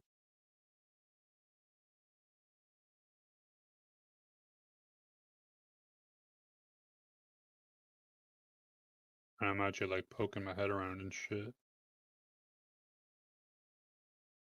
Then again, if I remember right, at least with the new Rex, they were saying that the new Rex were all constellations, or not constellations, caterpillars. Yeah. So I don't know if I haven't seen it. Even I've been alongside- to a caterpillar wreck once. no, Granted, mind you, this was an EVA, not on the ground. No, I don't know. Yeah, let me Yeah, send you an invite. no real loot here at all. It looks like. Send you a friend, party invite. Invite friend request, whatever. Same.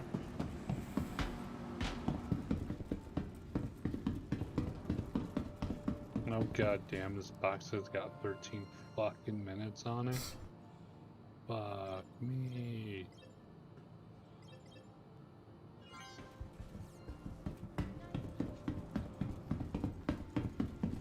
That's goddamn.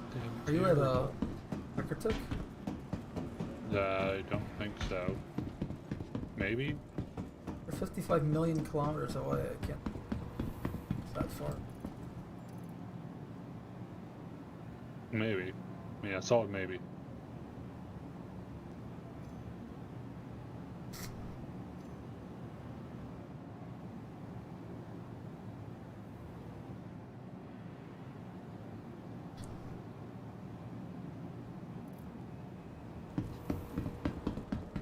There's no way I'm. Well, okay, maybe I'll do this, but. Too many boxes, not enough goddamn time. Doesn't matter if you put all those boxes on your ship and quantum travel, and they're all gonna despawn anyways. Well, thankfully these are the ones that just have a timer. If it was this quantum travel shit, no problem. At that point,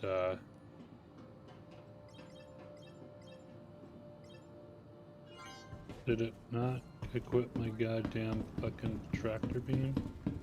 Of course not. That would be too easy. Jesus Christ. I think once I finish this mission, I'm gonna be done for the night. Just, it's becoming increasingly more goddamn difficult to play. Just, not even on whatever quirky sense of balance they're going for these days, but just the goddamn glitches. It's just, I'm tired of fighting the game to play the game. Yeah. Like, that shouldn't be a fucking thing, but it is. No, it shouldn't. Have fun, not. But seriously. Like, yes, it's an alpha and all that shit, but come on.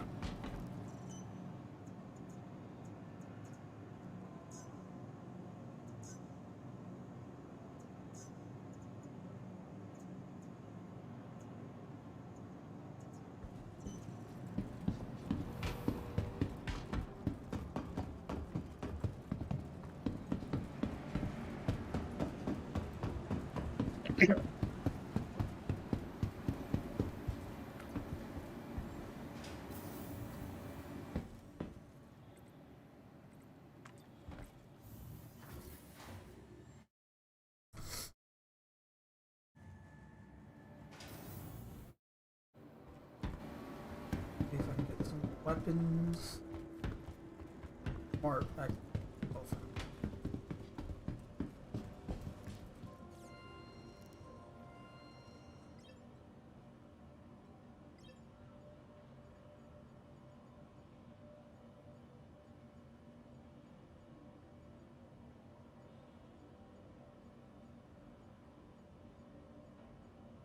You just want to do something like FPS combat together or something? Huh? Want to do like a mission together as opposed to doing stuff separately? No, Think about I'm gonna finish this up and I'm probably gonna go to Good bed. purchase. Like I said, I'm too fucking exhausted from working at work to go and work while trying to play a game. Yeah.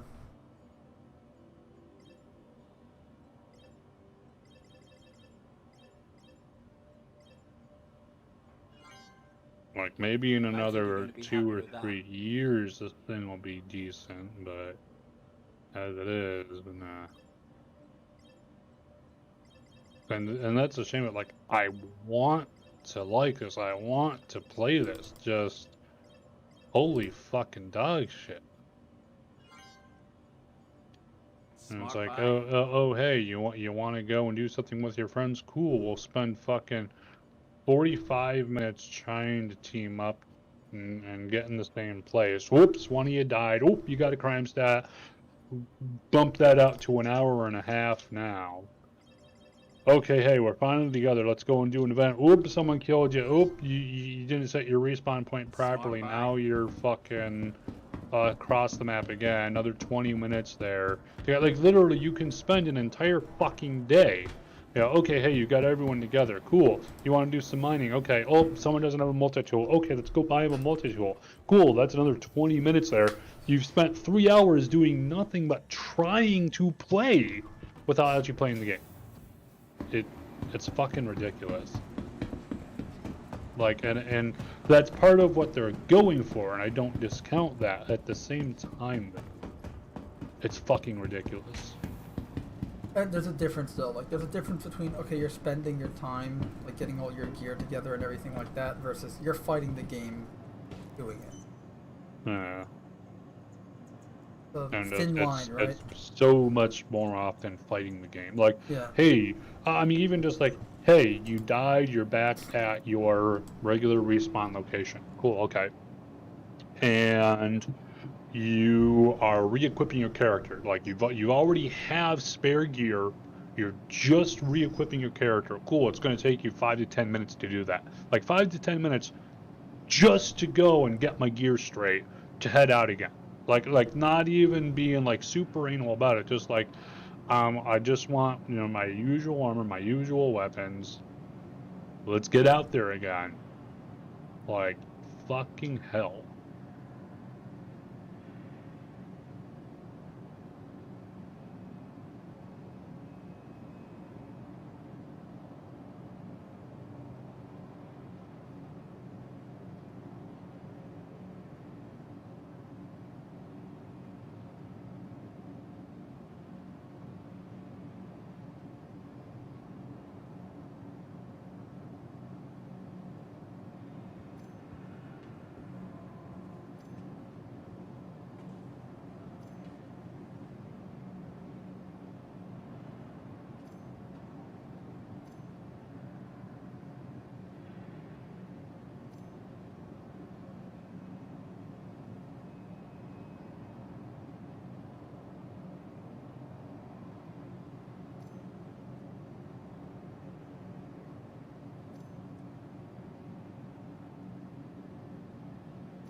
Then you have glitches like this, where it's like, oh, I moved something to my inventory, right? But it doesn't actually transfer over.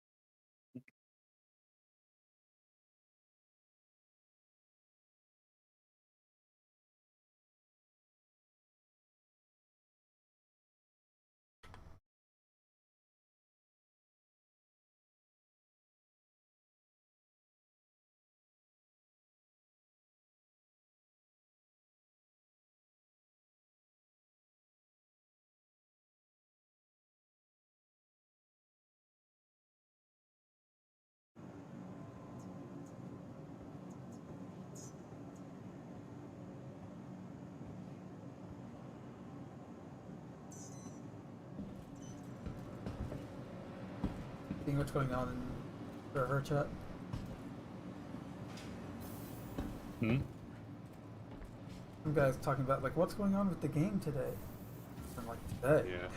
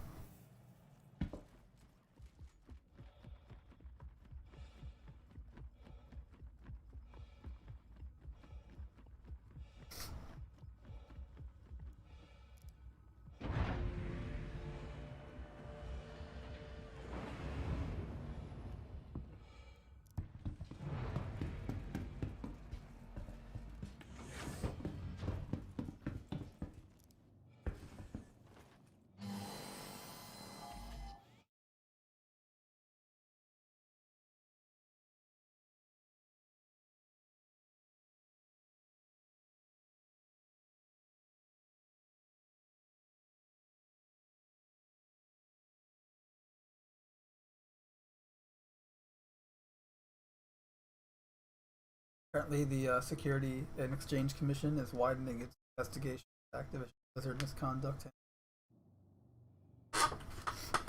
Good fucking luck. So they started in December, at least the SEC did, their investigation. And they, remember that whole strike that was going on with Raven Studios or whatever? Raven QA? Kinda. So Thank you, and please visit again. they are,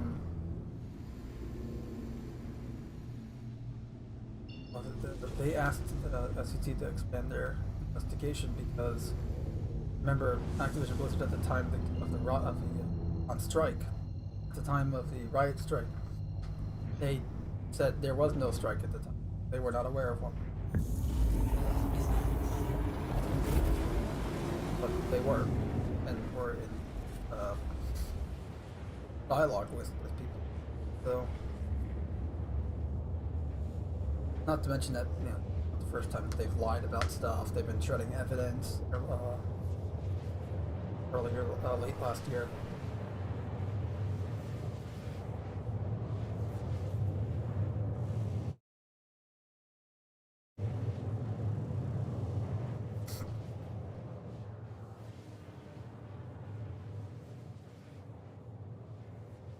I just don't get what it was like. Some of these people, like, why are so many people willingly doing this shit? Like, what is someone higher up in the company, somewhere in the company, have like dirt on them that if you don't protect me, I'm gonna make sure you come down with me, kind of shit. Probably. I mean, apparently, we both know how large. We do and we don't know. Obviously, we don't know because we're not there, but we have an idea, based on the information we do know, of how widespread and customary normal in the industry is the abuse allegation. And Ubisoft, apparently, all their employees are against the NFT thing that they're doing. Oh yeah, that And they're was like, in an internal memo, hilariously sad. in an internal memo, like an internal message board, according to Bloomberg, Ubisoft employees are going like, "Are we trying to compete with EA for most hated company?"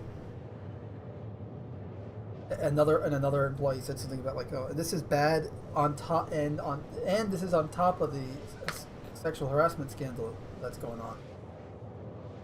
Like, and they're mentioning this in the internal messaging board of the company. Well, I mean, given that internal messaging board is probably just like fucking Teams. Yeah, but the fact that they're actually they're speaking out against the company.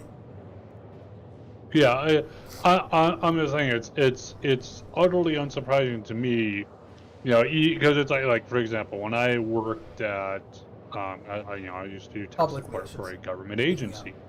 agency. When I was doing that, like we would trash talk the fucking department all the goddamn time because it's like, Yeah, among but you other weren't going things, to where news outlets and then making well, public the statements question against it. the question would be, where's the news outlet getting the information from? Because all it takes is one person in that fucking Teams chat to go and save a screenshot and send it out. Right. And then like every single organization out there has people trash talking the organization in one way or another. Like my current job is pretty darn That's true. wonderful compared to everything I've had before, and I still trash talk it sometimes. Like that's just the nature of things. Yeah.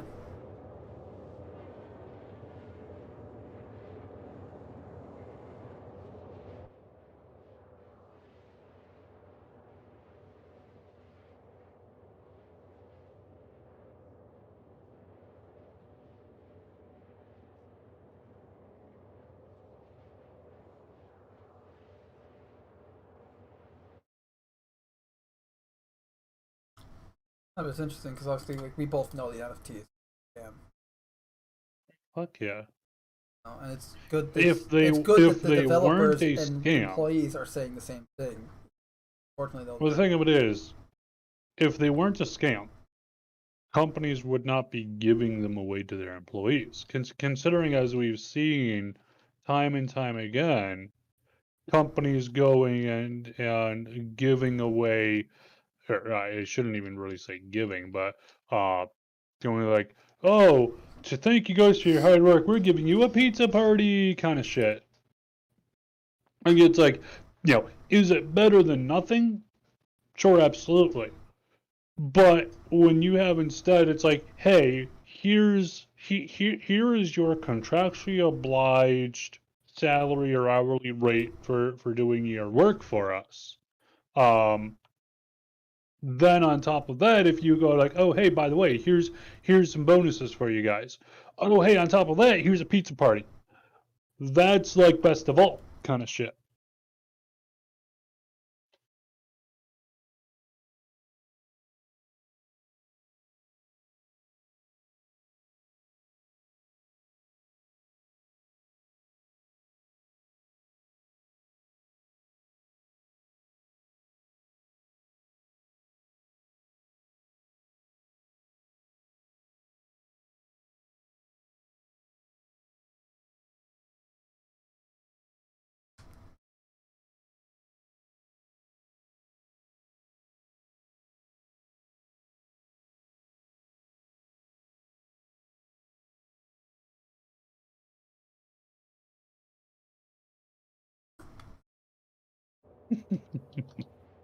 What? Oh, the chat. There was a carrot just hanging out, and the guy's going like loading his. I am Pisces.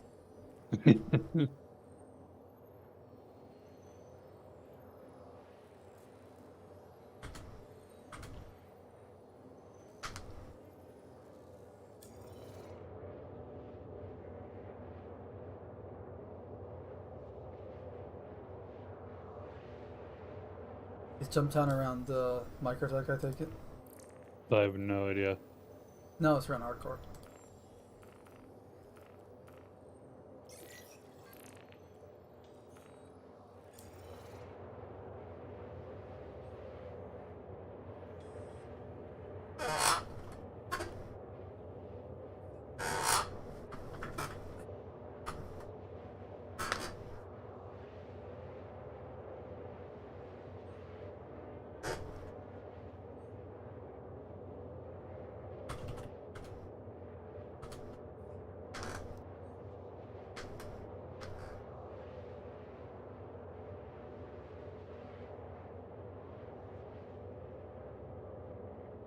So, Hey, some people get their jollies from screwing other people over. We get our jollies. And then that's screwing right. them over. No.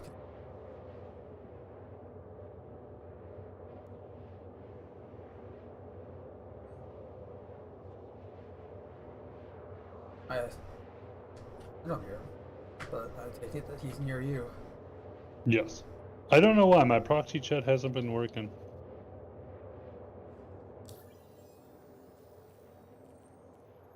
It's getting better, but they still need to increase the defaults. Like, the output volume is still not great. Like, sometimes I can't hear people unless I have my computer volume all the way up. Not so good. I can hear every other effect in the game normally.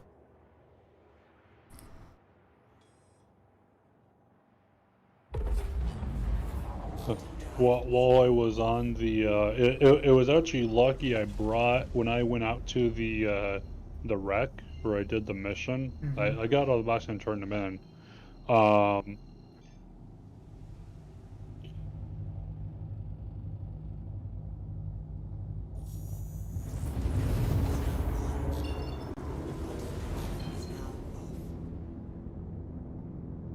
Yeah.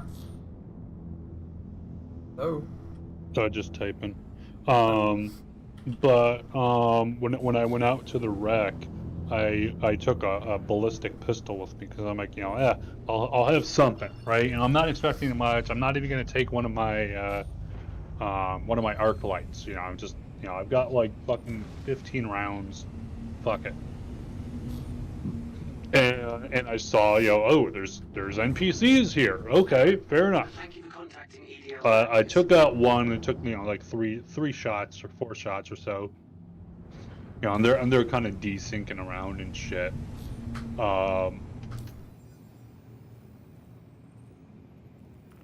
And so I killed him. Killed another guy. Grabbed the Devastator shotgun that was on the ground from one of them. Went through and killed off the rest of them. But thankfully their AI was still pretty janked up, so they didn't just kill me. But so I stole their armor, so I'm dressed in like a hodgepodge of bad guy armor, but I've got my white undersuit. Like bleeding through, yeah. Yeah, well, it's like I've got like it's like a light armor pieces, so it's like I'm primarily white. I've got a tan legs, tan chest, red arms, and a gray helmet. I look like the most ineffective like bad guy ever.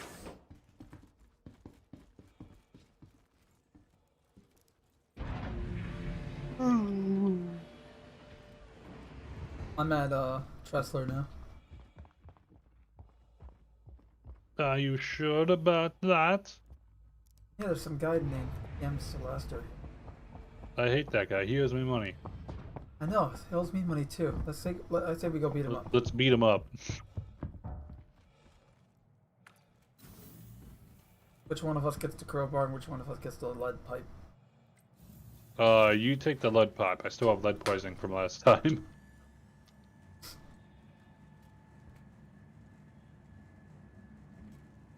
Yeah, I'm probably gonna jump off here pretty soon. You know what they really fucking need on all of the stations? They need a vending machine that just has like ammo and munitions. Like, you know, okay, fine, you don't want to sell guns, that's fine, but like, give me fucking ammo. Oh, that is kind of a hodgepodge. Risking your heavy armor, huh? Yeah, all I did was fly over here at quantum travel. Hey, you never fucking know. That's true. Worst case scenario, though, I just alt F4. Manager. What arms are those? Because you got one Yellow. one yellow and one regular So, shoulder, and it's the the same- shoulder. It's the same as the armor I'm wearing, but the variant that I bought at Port Alsar. Hmm. They also have I it like a at little Crusader camo. L1. And then is that so? That's the Hurston security armor helmet. Is that medium armor or is that heavy? It's medium. Yeah, fair enough. But this is the one that you can buy. You don't have to kill people. Yeah, with the blue visor. Yeah. I like the blue. It matches with the Morisov's better. Yeah. I like the asymmetrical arms. Hey, one arm being different color would be cool. I want one that's blue, though. The blue arm. Maybe some fucking day once we actually have in-game customization of We gear. can color it ourselves. This way you can take the armor you're wearing right now and yourself. So you're not a hodgepodge of... Yeah. I do like with this armor, I like just the little, like, you've got the little bandolier that you can equip 4 items onto. Yeah. Like, And it actually I goes like across that. the bandolier. Or like, one thing, and I'm hoping that it's just, yeah, someday they'll change it, but like, the magazine, or what I presume are that those are magazine pouches. Oh yeah, but the But magazines go on that top of them. Your Yeah. magazines go like on top and bottom of that. But it's like you got like 4 of those. Yeah, we should be And able then to you've carry got a lot. like, what's that? You should be able to carry a lot with this armor. Oh fuck yeah! Oh fuck. I mean, yeah. that's one of the reasons I like it. I like the giant utility belt. Yeah, exactly. It's that's even without a backpack. Yeah. It's got like a little handle here though, so it's like if you were down, it could be like, oh, come on, get out of here. Yep. Also for transport, like when you're not wearing it for carrying purposes, that would be ideal too. Yeah, it would be nice if there was a way to be able to like collapse everything into like the torso piece or something. Yep. And then just like have that like, and I'm assuming, you know, eventually of course we're going to be able to put like, you know, put all of that into one handheld box, you know, like a 25 SCU box. Are the med guns working in I mean, I can armor use it systems? on myself. But you can't use it on me? Nope. That's good. Yes. Just because there's gonna be fucking assholes out there. I do love just that it animates there, like, you know, like as you see you holding your arm up and You can do like a pre-med thing. I noticed that when you inject yourself with some Roxafin, it reduces fall damage a bit. Or just limb damage in it. you're about to crash. This is gonna suck. Inject. Guess what? You're on a Drake. There's no ejection seats. The Cutlass Black. Huh, maybe not. Or maybe I just haven't injected enough. But yeah, another fucking 15 years here. This is gonna be something. Yeah. I don't know what is going on with CIG right now and later currently. Just I don't not know, man. communicating with us And how they're handling things.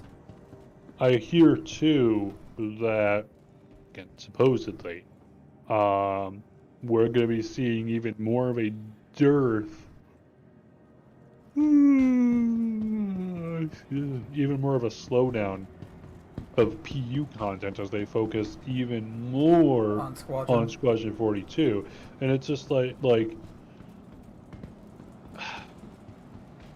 like, on one hand, I just want to say, fine, just get it the fuck out, and then focus on the goddamn PU for a bit here, because it's like, on one hand, I know there has been a lot of progress on it, of course. I know things like server meshing have been taking up a lot of the development time and that kind of shit, but just content-wise, in terms of shit we can use, it feels like we get nothing but more and more ships, and it's like, come on, give us stuff to do with the ships. Yeah. And it's like, and I mean, Ninetales is great. Ninetales has been great, but even that, because Ninetales has been zipping around. Yeah, we've had Ninetales for a year, or not Ninetales. Xenothreat. Xenothreat was great. Ninetales was kind of It felt like it was kind of sort of a very, okay, we took Xenothreat, we removed everything but the trading aspect of it, and we cut the big battle. Like, okay. It's pretty much, it's just the big battle at the end that lasts for a lot longer than just like 3 minutes with retaliators, Yeah, and it's like, okay, hey, that's interesting, it's big battle, cool. if you want that fleet battle like feel, it's perfect for that. But that's all it's good for. But outside of that, you're kind of like, And then Jumptown 2.0, in my opinion, was a failure. In terms of that, did not meet either player expectations or CIG expectations. In my opinion, the event itself was fine. Just the problem was that it was designed with an entirely different philosophy than the original gameplay in mind versus what players actually did. So, like, I'm pretty sure CIG was like, oh, hey, once in a blue moon, someone will come along in an A2 and bomb the fuck out of it. No. Everyone's going to come through with an A2 and bomb the fuck out of it. Yeah. If anyone has an A2, that's all they're going to fucking do. No, and I think you nailed it when we did our review of Jumptown, where it's like, hey, we need an iron dome around Jumptown. They'll just destroy any incoming bombs and missiles and stuff. Yeah, or and don't make the turrets invincible. But if you just try to land a bomb on there, it's going to get eaten up. No, you have to have someone you take have out the to go in and turrets before you fight can do and actually sit there. And if you try to just sit there, you're going to be attacked. You have to go and come in with large amounts of force, because it's like, hey, if whoever's holding the facility doesn't want it destroyed. If you're coming with an A2, you're going to destroy it. Makes sense to have defenses there, but and maybe Jumptown 3.0 will have something like that. I don't know, but as it is, there's absolutely zero reason to bring vehicles in, which is the whole reason they changed the terrain up. Because of that changed terrain, no one can really do FPS unless you're just sitting there camping with a sniper rifle. Which, okay, so now there's 0 FPS, there's 0 vehicles. And the only FPS is constant threat of someone... A2s is there. Yeah. And the only FPS is and now, on top of all this risk of just constantly dying, to where they keep trying to push this idea of PvP with it, when people keep conga lining, because that's what's going to maximize profit. Now they're going and reducing the spawn rate of the boxes, reducing the amount you get for the boxes. It's like, well, what's even the goddamn point? The whole point of it was money, and you're reducing that. Yep. And the risk is not worth the reward, and not at all. No, you nailed it. Where it's like, they changed the terrain to accommodate one thing, but by doing that, you've killed both things. Because, again, the ships just make the ground vehicles useless. Unfortunately, that should not be the case, but it is. And then, obviously, the ground vehicle accommodated terrain makes FPS combat useless, except for someone on a hill sniping. And even then, the only FPS is you're going to see either as the sniper or someone inside the bunker is someone sniping you as you go in and out of the bunker. Or someone just sitting there with an LMG. Either way... or someone in the bunker waiting for you to enter with an LMG. Yeah. And on top of which, too, it's like they keep on also too trying to promote some kind of a weird idea of this close-knit squad kind of stuff. And maybe it's because when they do all their play testing, they're all like, oh yeah, I know Bob, I know Frank, and they grab all their buddies and they are just constantly doing this stuff, but it's like for most people, it's like you're operating in like 1s or 2s or maybe 3s here. Most people aren't running around with 8, 10, 15 people all No. together in a group at once. That's not how that's not how people are playing this game. And like I said, maybe it's just that whatever they've got internally testing that's still a year or two out, perpetually a year or two out, because of server meshing and all this shit. Maybe once that comes to fruition, maybe shit'll change then. Just I think it's server meshing. I think it feels like what they're expecting us to do. You know, what they're developing, and then what we're getting. It feels like their picture of what we're seeing is vastly skewed. And you know, it's probably because a lot of the big streamer guys too. Not to shit on them. Oh yeah. Like, Oh, it's because, absolutely. You know, they have all these members and everything. They always have like 50 people or whatever at their disposal whenever they play. But that's not how most people play. Exactly. Also, Mega Jenny's Mega Jenny once in the chat, so hey Mega Jenny. He's saying, "Greetings, Star Citizens. How are you feeling on this glorious day?" Glorious? I was doing great. Then I woke up. Yeah. Glorious. It's Monday. It's been a very, very long Monday. It's been fucking Monday, that's for sure. It feels like it's Tuesday. And it's not. I wish it was.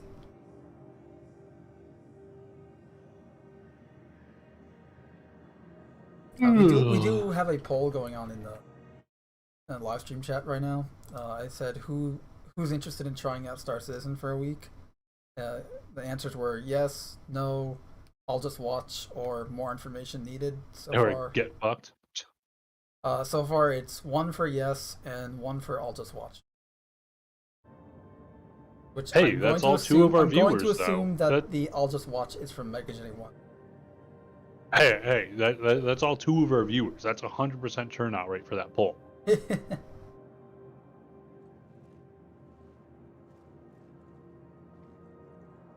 Yes, very funny. I like that I can use the context.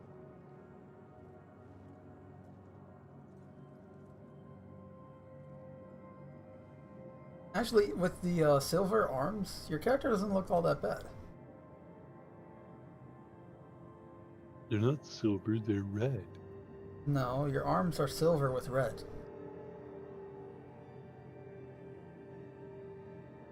You can call me Discount Mandalorian. Did you say discount Mando?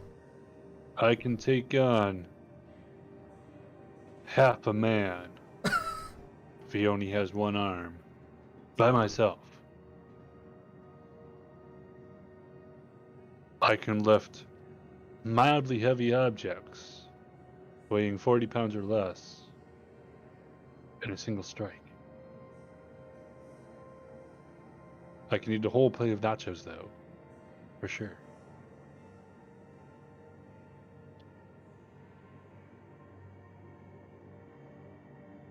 Are you done? Never. We do need to actually look at this at some point.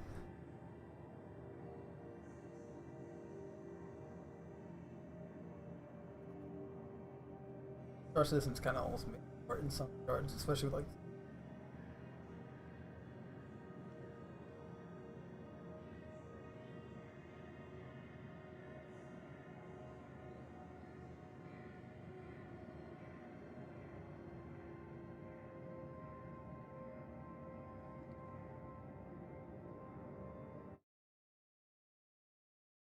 Major one says, I was partially referencing Demolition Man, hence glorious. Aha.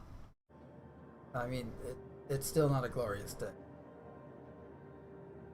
A long, long day.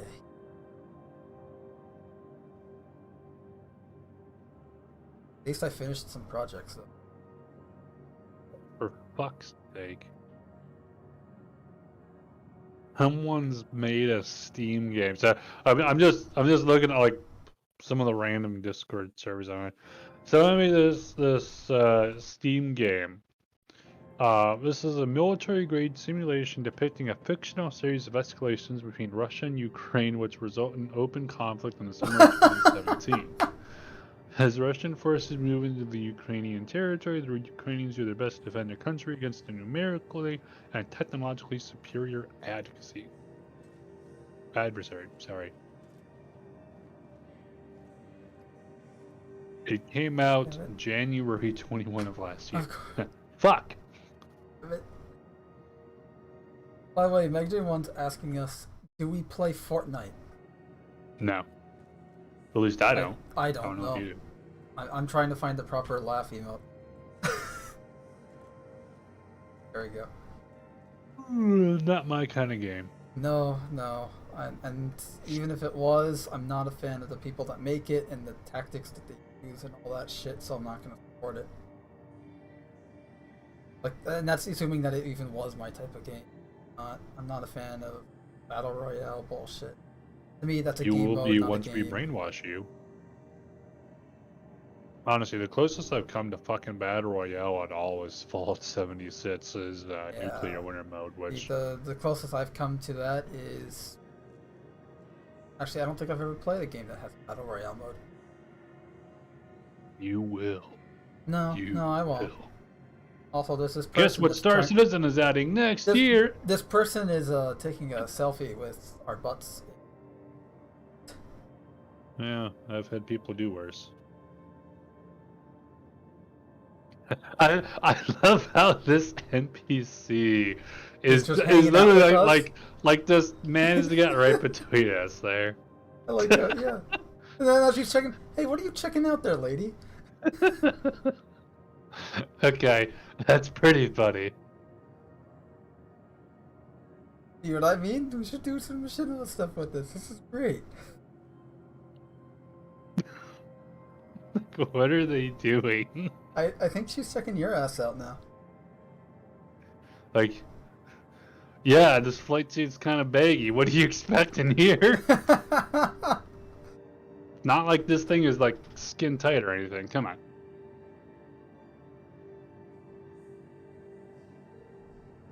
I feel afraid. I don't know, the way she stared into the camera, just deadpan like that was kind of worrying. Now she's making sure she's not being watched. Like, not good. The advocacy isn't here yet. Got at least another 5 minutes of creeping these guys out. Not now. Now she's giving you a look. Now she's looking around, pretending that you see it. Like, that totally wasn't me. See, I'm not looking. Awkwardly nudges closer.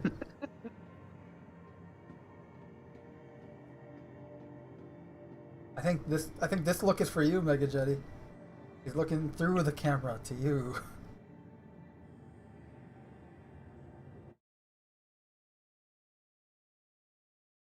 Everyone says, I didn't want to, but I caved after hearing it was free to play, or free to download. Now the skins are too tempting. I mostly just play just to play with friends. Okay, sorry, just confusing. English is a confusing. No, it's always been. It's always been free, right? At least all that I'm aware of. I think when like it first came out, I want to say it was not, and then they quickly did, like I just throw the cash in Right, there. to make it, or there's a free version, or whatever it is. I don't fucking know. Like I don't that. follow it. I don't play it. I don't give. Aside from all the harm it does to people, that I give a shit about. Oh, good, she's running off. But yeah, no, Just to it's get more and that's the friends. problem. That's why I call free-to-play games free-to-play game. Is there a mocking? They all are these days. Yeah, well, no, I call all free-to-play games fee-to-play because they're fee to play. They're not actually, they're a scam in all sense. You know, they get you with the whole, oh look, it's free to play, but then they nickel and dime you in every regard. We talked about this type of subject endlessly regarding Halo Infinite, and the same applies to Fortnite. And that's why we hated it so much with Halo Infinite, because Halo Infinite was trying to copy Fortnite, and that's not what Halo is, and that's not what we wanted Halo to be. I mean, even like for example, one game that just put out an update, and although I will say this, And it's odd because this is an EA title, which, Apex compared to Legends. their fucking reputation. But Star Wars, or I'm sorry, what was it? The Old Republic. Star Wars: The Old Republic Oh, okay. MMO. The entire setup is to go and encourage you to go and buy their subscription, to buy items off their cash store, so that you can look like the coolest cool kid to ever cool kid. Meanwhile, I'm doing that in Star And Citizen there's for free. always more packs and loot boxes. They got loot boxes in there too. I will say this though, for them, and it's an odd feeling that I'm saying something that isn't negative about EA, but I guess even a broken clock is right twice a day. But that when they do come out with more story content, it's free, which is probably, I mean, now it's to go and keep people playing the game, because the longer you play the game, the more likely you are to go and buy their shit. But the majority of the content is still how you can access it.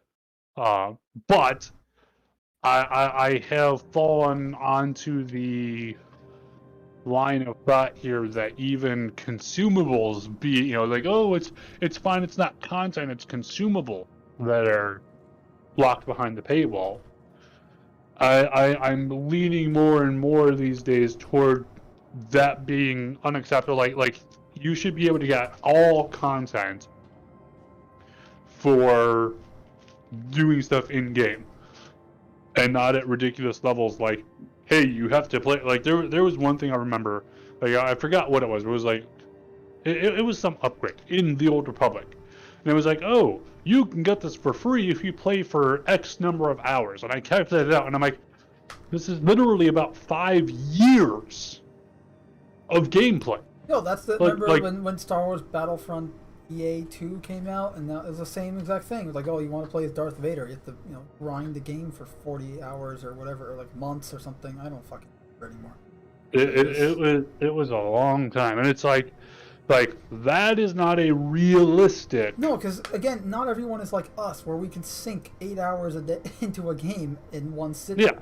Yeah, or even several hours. Some people Or are even lucky if they two, get or half even an 1 hour, an hour. hour Some to people can only play themselves. for 30 minutes or 20 minutes a day or something, just because they don't have the time, their job, family stuff.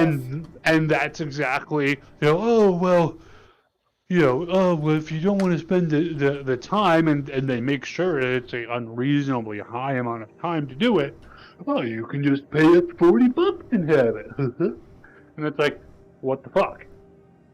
Right? And it's like, if microtransactions were still micro, in that they were, Oh, they're not micro though. $1 here, $1 there, $5 there, kind of shit. But when they're That's not even 30, micro, though. 40, Can't micro 60, be anything under $1. $100. Yeah, micro would be anything under $1. That's the thing, is that none of these micro transactions are micro. It's all macro. Exactly. Like in Halo Infinite. And it's because an people buy them. Halo Infinite was selling a helmet and paint in like and a skin, like a paint job, whatever, for your armor for 20 fucking bucks. Yeah, I mean, Bethesda, same shit, or I should say ZeniMax, same shit with Fallout 76. Right, Like, you with, want a armor skin, not $18 even an for armor, blue. but a skin. Yeah, And it costs you $20 $18 for the color blue for power armor. I think $12 for a Santa thing. Yeah, it's goddamn highway robbery, but people will pay it. You know how you and I both don't consider mobile games to be real games? You know how I call them extortion? That's what I call free-to-play games too. Yeah. They're Well, I mean, free-to-play I should say there are some decent mobile games. Some, Yeah, but there are exceptions to 90% of them are. Yeah. Like there's some where it's like, hey, here's the ad, and heck, I've seen some where it's just there's no ads. Just, I made the app, go use it. And those are the best. After that are the ones where it's like, I made the app. Here's there's sidebar ads, or ads that pop up at the bottom, and that's it. Ads in a free-to-play mobile game, because obviously how do they make money? But when they start monetizing the game, that's when I have issue. And people say, yeah. Oh, it's free to play. How do they make money? Fucking, It's like either they're sell doing as a it game, intentionally. Like, or it's they not make money that they from the made the ads. game.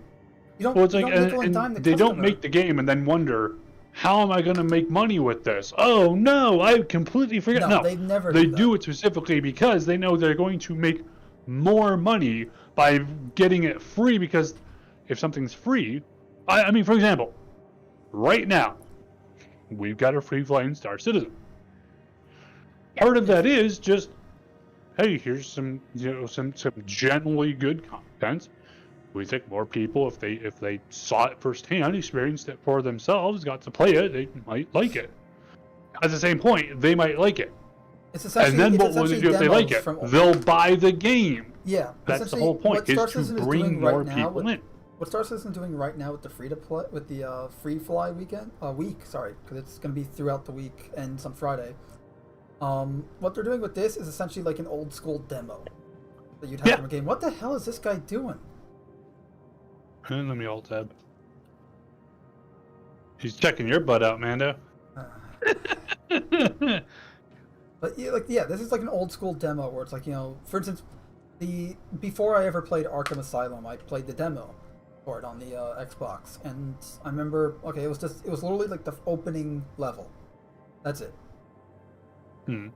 But you played the opening level. Enough to go, hey, do I like this? You get, the opening level had that opening cutscene with the Joker, like, welcome to the Madhouse, Batman, and all that stuff, and you get to play it. You play the, the tutorial stuff, the stealth, some of the combat, and you like, okay, wow, okay, I've demoed this game. It's fun. You whet your appetite and you go, hey, is this something I like? Yeah, and I got it. I will say, though, one of the best demos I played, this is showing my fucking age here, but way back when, the original Fear, which most people agree was a pretty darn good game, just on its own here. Yeah.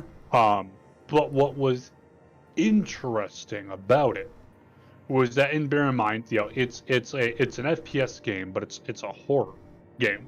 It's meant to be fucking scary.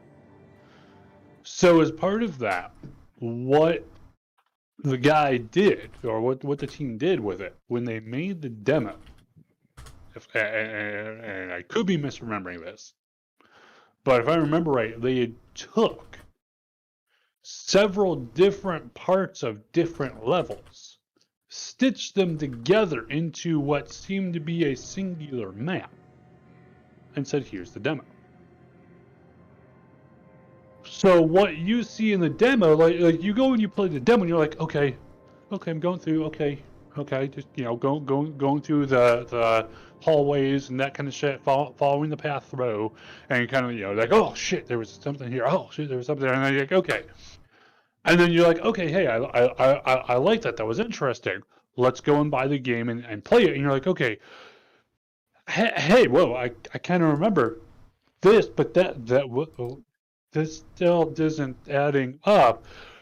You aren't sitting there with experience of, you have some idea how some of the stuff will go, but it was so removed from the context it's going to be in that you really haven't spoiled the game at all. Because again, this was also too back in the days where story was important. So it was really interesting. Day, huh? I liked how they did that. No, that was actually a really good demo. And that's the thing, is a good demo is important as well as a good game, obviously. Because that's essentially your best advertising, right? Letting someone play the game, see how it is, decide whether they buy it. I mean, I remember playing the fucking demo of Halo Combat Evolved, showing my age. Yeah. I remember playing the demo for what was it? Doom 2, the original Doom 2. Nice. I remember Doom 3 demo. I don't remember playing Doom 2. I played the Doom 2 demos so many times, but I can play that level backwards with my eyes closed. I will say about Doom 3, a lot of people, fair enough, didn't really like I think it was because Doom it was different. 3 because it went away from the just blood, guts, gore, just destroy all demons kind of thing, and try to essentially become a horror. Well, it tried to go and be like, you're an average Marine who kind of fills the shoes of the Doomslayer in Yep. that you're killing all the demons and everything here.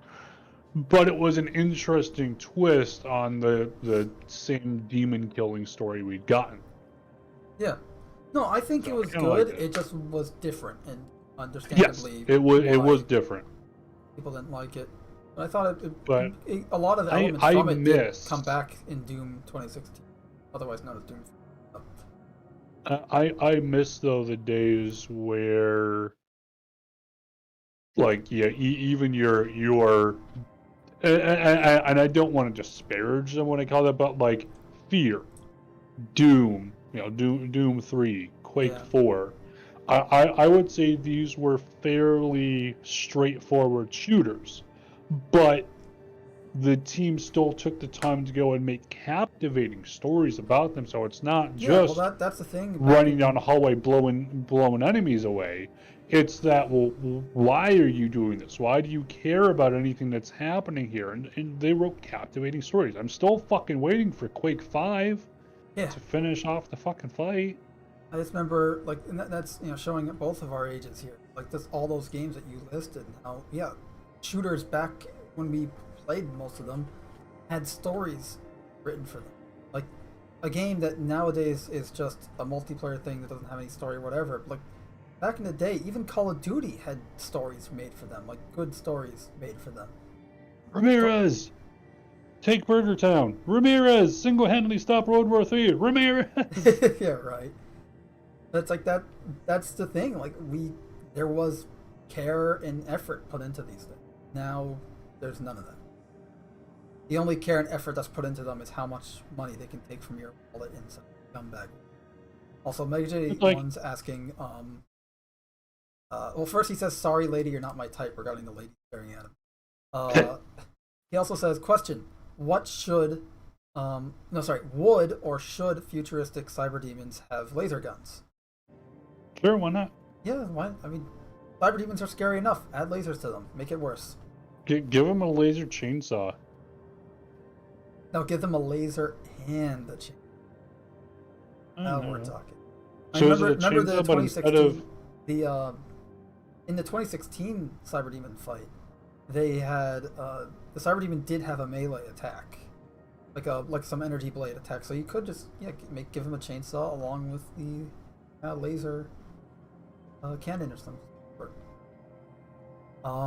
He also says, Megan One says, microtransactions should be $1 or $2. $80 for in-game currency is not micro. Hell, $1 is not micro. Well, Look, honestly, terminology with is a modern thing. Words are a economies, thing. I'd be fine to say under 5 would be micro. It's still I nickel would and say under diming you, 1 because, I'm just going based off terminology and how important words are. Micro would be 1 or under 1. I'd say Sure. 1 is okay too, but that's the thing is, these I know Valorant has like a $90-something gun weapon skin or something like that. I don't know. I don't remember. It was like 97. It was crazy. But the fact that even going as far as $10, you know how much I got Doom 2016 for on Steam? That's Well, it was 2018. I got it for $16. X-Men Origins Wolverine. and that's the thing, is it's like Now, 2 years after it released. In 2013, I purchased X-Men Origins Wolverine Uncaged Edition for my 360. Got that for $11, I think. It was $13 because of taxes, but the game itself cost like $11. and just the value that we are getting for our money has gone down. Yeah. As I seem to be saying more often, unfortunately, we're getting more of the same. The same is less. Exactly. And each time that's we the get thing, is more it's of like it, it's less of it.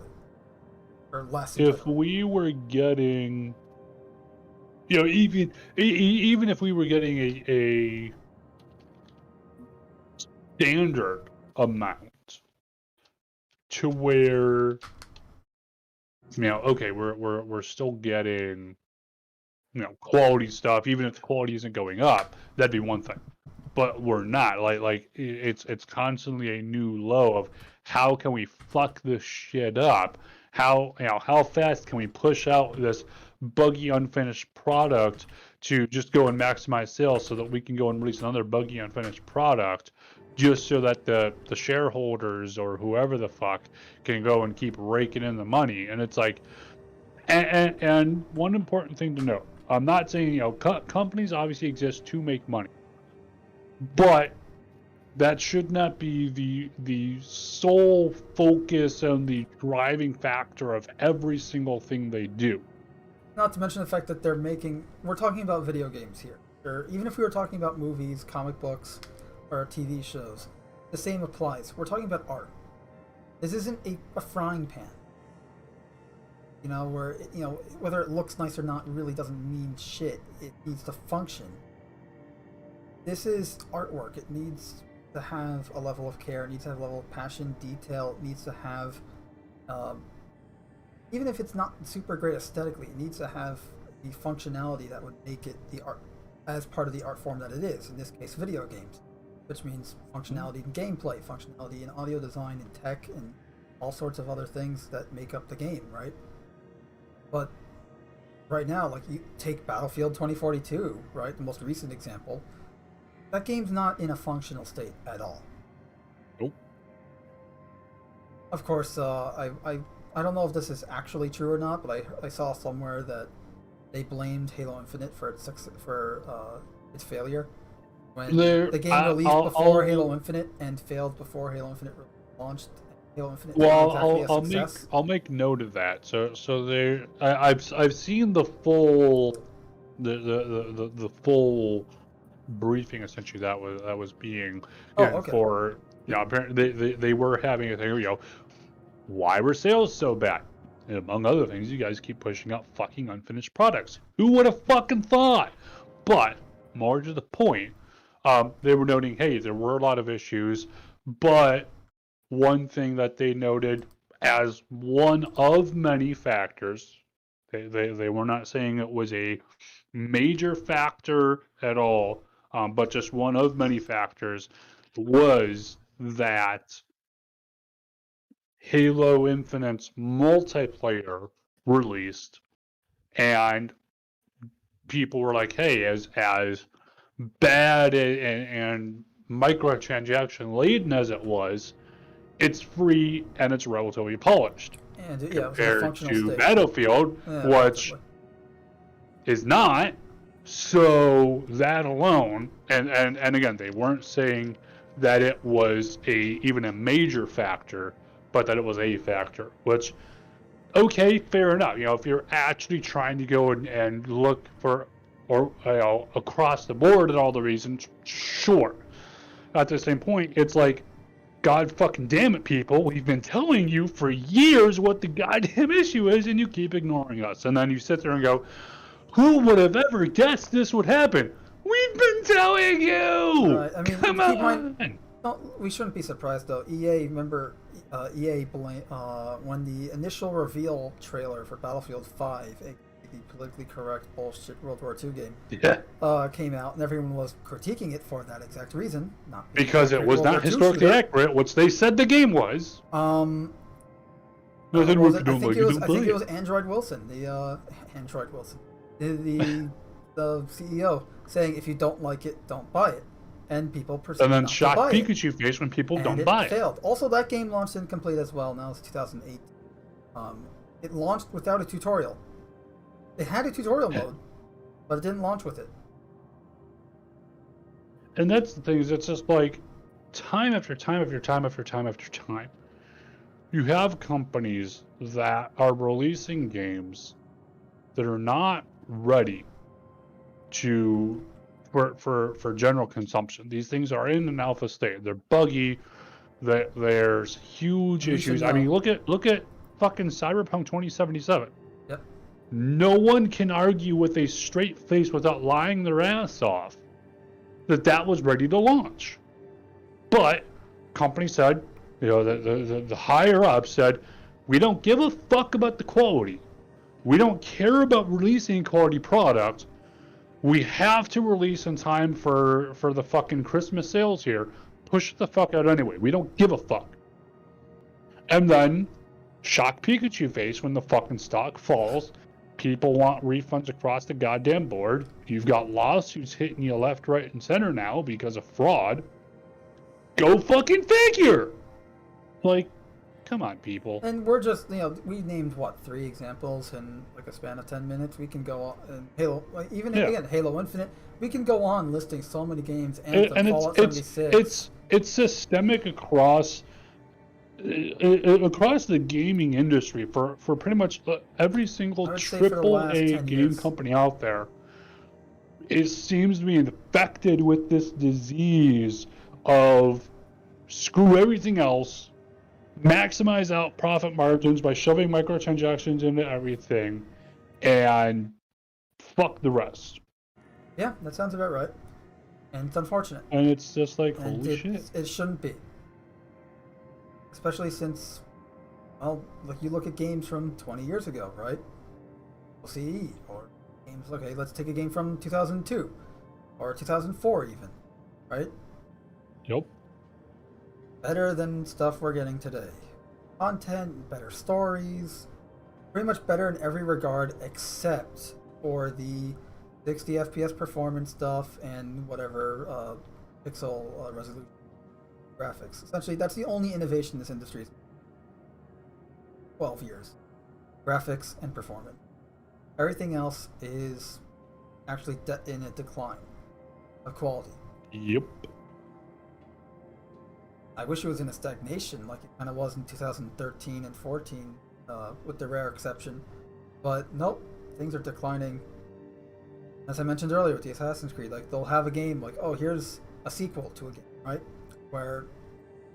But it's missing features that the original game had. Yeah, look at they added in Legendary Edition, right? It's like multiplayer. But then they'll add it in as new innovative mechanics when it's actually a feature that was in the original. But now they're just re-adding it in, hoping that you'll fall for the PRBF.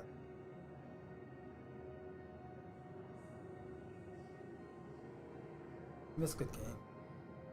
Yep.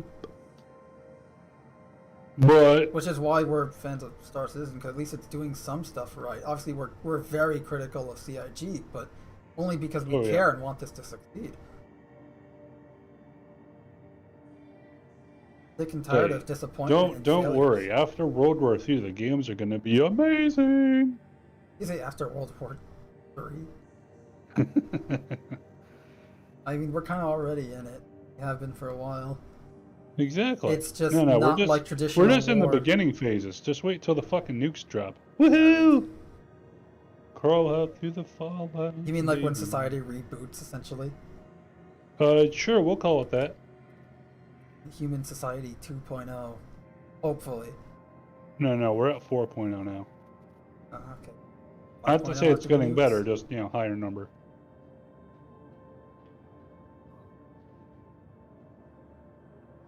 Oh, is that why Joseph's been saving bottle caps for after the nukes drop? Details. Anywho, I think it's just about bedtime for me because I have to go and work tomorrow. Oh, wow, it's 10:44 already. I feel like this day just never ends. This is the song that never ends. Never ends. Anywho, I'm out. See ya. I didn't even realize I'm still fucking in game. Yeah, you are. I've been using you as kind of like a person to talk to here. Oh. No more. Oh. You have to go find now an I'm sitting NPC. on my. Now I'm doing the city mode. I'm sad. Just wait till Creeper NPC comes back. Ah, yeah. Come here, creepy NPC. Good night. Yep. See you tomorrow. Well, that's a topic for anyone that wants us to talk more in depth on that topic. We've talked it death in nearly every episode, and I'm fine with talking about it more. But there are other topics I want to talk about. So I will, unless people have questions in the comment section, chat or whatever, I'm going to move on to talking about your colon and what you can do for I'm going to talk about the watch face. Why can I not find this? I wrote it down. Written is not proper English. Hold on a sec. I have the article. Pretend I'm looking for it in my HUD.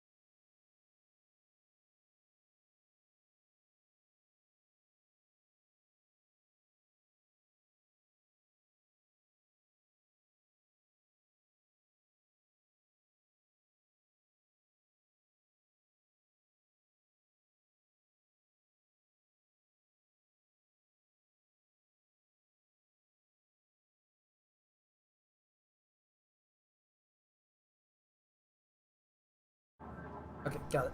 So, pretty much NFTs. They're bullshit, they're a scam, we all know it. But here's the thing. I mentioned earlier about Ubisoft, how the employees internally are against it and speaking out about it. But we all know that they're gonna be, all these companies are gonna be using them anyways. EA, of course, is gonna be using them. Their a recent calling, their CEO talked about it. But here's what you got to remember. First off, do your own research, always. Super important. But also, don't fall for the... For instance, if you think it's hard to resist like a skin that you really want in a video game, even though it's monetized, they're gonna do that sort of thing with block. Like again, NFTs, for anyone who doesn't know, it's blockchain technology. It's essentially cryptocurrency. What you're getting is stock market in your video, and your video game becomes a job because now it has NFT. And no. Also, okay, there's it's. We talked about this to death too in previous episodes, but I just want to reiterate on it because, you know, any episode, you never know. Every episode could be someone's first. So, if you're watching, NFT's bad. Now, moving on. No, they're bad, obviously, for a numerous amount of reasons. But honestly, I will just say, go watch a previous episode on it because I'm running low on Steam here, and I've probably talked about it better, more cohesive. Cam definitely has a better, more cohesive format than I am right now. And yeah, essentially it's a scam. It's money laundering. It's digital money laundering for companies. And that's why they're doing it. Obviously, they wouldn't be, for anyone who thinks, oh, well, it's, they're doing it this way and that way, that it's good. No. They're doing this to make a profit and to essentially money launder. So, plus, it could also be seen as a way to, well, here's a new controversial thing, right? Let's use this to, use to essentially redirect attention away from the sexual harassment scandals going on at numerous companies such as Ubisoft, Activision Blizzard, Riot Games, Insomniac, blanking on the name of the company, give me a sec,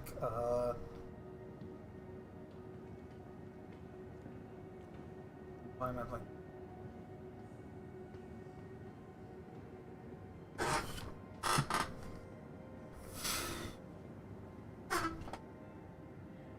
Oh, I'm sure it'll come to me, so I'm not going to say anything about it other than I just don't remember the name, but there is another company. I'm sure there's multiple other companies too, because this is not exactly a rarity in, unfortunately.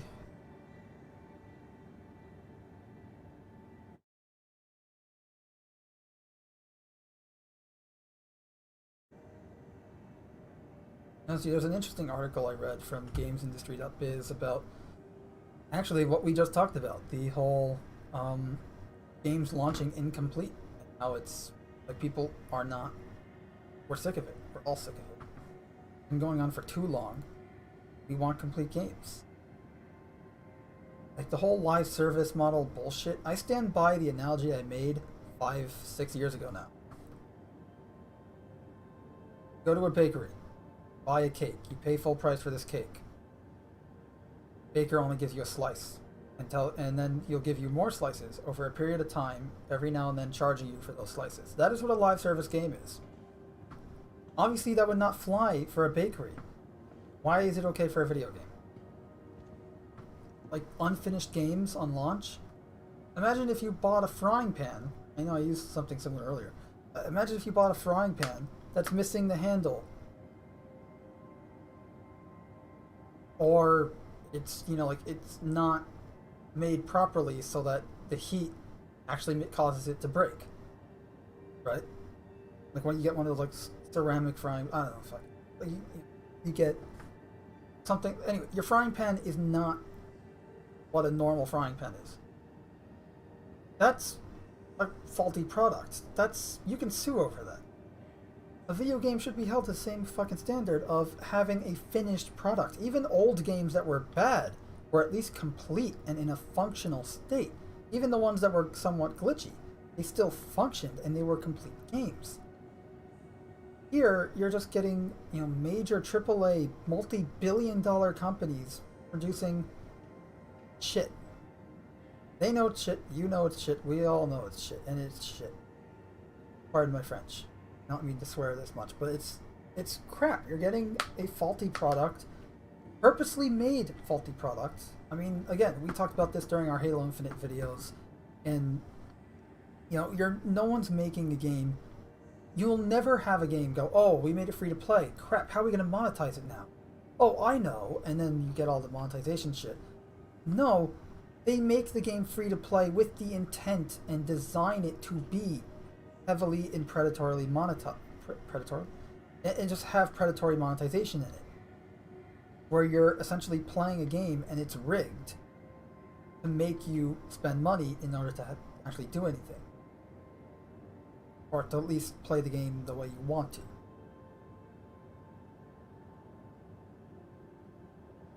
Well, like, for instance, loot boxes, they're worse than gambling.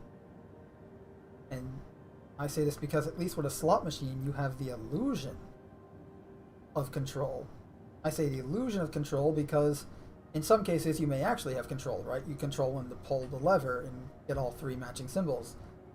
In some cases, those machines are actually rigged. So I say the illusion of control just to cover all my bases. But in gambling with a slot machine, you actually have control or the illusion of control. A loot box, you don't. A loot box is just click button, watch flashy animation, random item. That you paid real money for that has no real world value. A video game has real world value. That's why you pay money for a video game. Stuff in a game does not. With the exception of maybe the music of the game. So soundtracks being, oh, you bought the soundtrack of a game. That makes sense because it's music. Anything else, no. Dude, you're in my shot.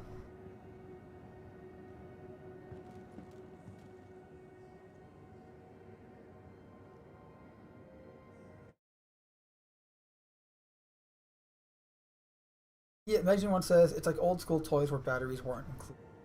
Yeah, I mean, not really. I'm not gonna say it's like that's wrong. It's comparing two very different things. Because toys, what matters isn't whether they came with batteries or not. It's more or less the functionality of the toy itself and what they're selling it and advertising it at. For instance, like, okay, Transformers, right? Obviously, I'm a huge Transformers fan. I love the Transformers toys, cartoons, the comics, etc. You look at some of the Transformers toys of today, and they're pretty good. You know, Hasbro's starting to get their game back with the recent War for Cybertron trilogy, Siege, Earthrise, and Kingdom lines.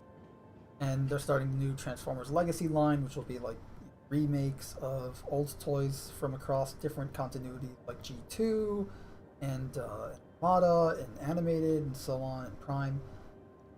But if you look at the toys from the years of, I'm going to say 2011 to 2000 and I'm going to go with 2008. You look at the quality of those toys compared to the toys that we're getting now versus the toys that we were getting before that time, and there is like a weird, like, you know, spiking up and down quality. Like some of the, like for a few years, like almost like a decade, Hasbro's toy quality was great, then it went down, then it went a little bit up, then it went really down, and now it's starting to slowly get back up, but it's still not near where it was before. That's annoying, and it shouldn't be that way. You should see an innovation, as you were seeing when it was at the high point, like that. You should, and I think this about all things, like whether it's toys, whether it's movies, writing, whatever it is, we should be seeing innovation and things improving. Now obviously sometimes things kind of go down in order to improve, right? You need to see, sometimes you need to fail in order to see what you did wrong to improve, or you need to fail in order to see the solution to a problem, or something like that. I don't know what this, but I'm sure someone knows what I'm talking about. But you're seeing an innovation, you're seeing improvement, you're seeing things go higher and higher up that scale, not go lower and lower and lower, with the occasional uptick in quality and then going back low.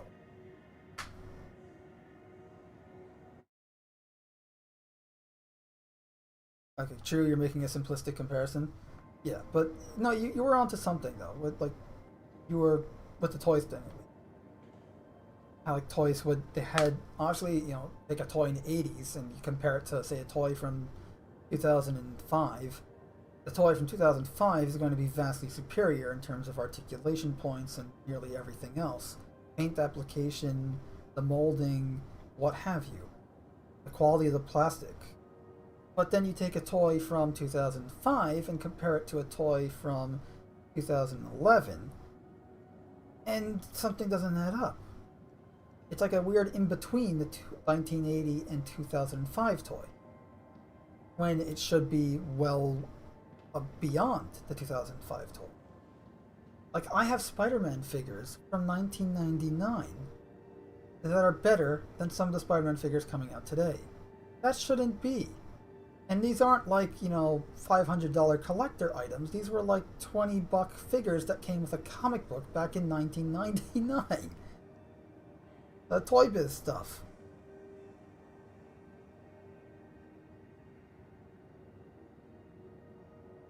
So, but back to the video games, you know, you're getting, it's the same problem. You're getting less and less. You're getting more of the same, and the same is less. You're getting more live service bullshit. Hold on a sec.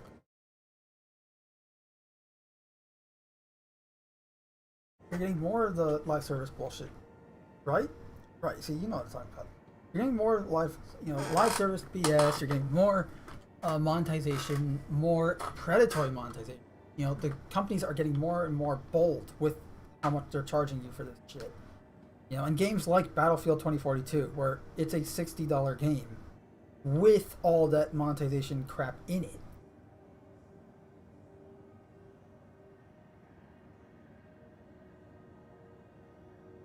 What do you think? Thought so. It's just it's just crazy that all this I'm crazy too, but it's all just, it sucks. Look, I'm an artist. I like seeing improvement. I like seeing new ideas, and I like seeing things getting better. I don't like seeing more of the same. I don't like seeing declination of quality in artwork, in sound, even when it comes to stuff that I'm not super skilled in doing, or really just an expert on, like sound design and just music and that sort of thing. I like music. I love listening to music. I think I have good taste in music. I probably don't, but that doesn't make, you know, doesn't make me an expert in it. I don't know how it, can try making music. It'll probably suck. I'm an expert. But I can still see that there's a declination in quality in music.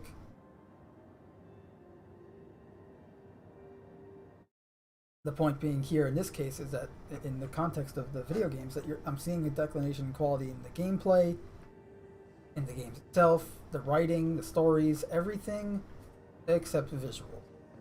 And even in some cases, that's not exactly an improvement either, like Battlefield 2042, where you have so many glitches and screenshots and footage of really, really bad visuals in the game.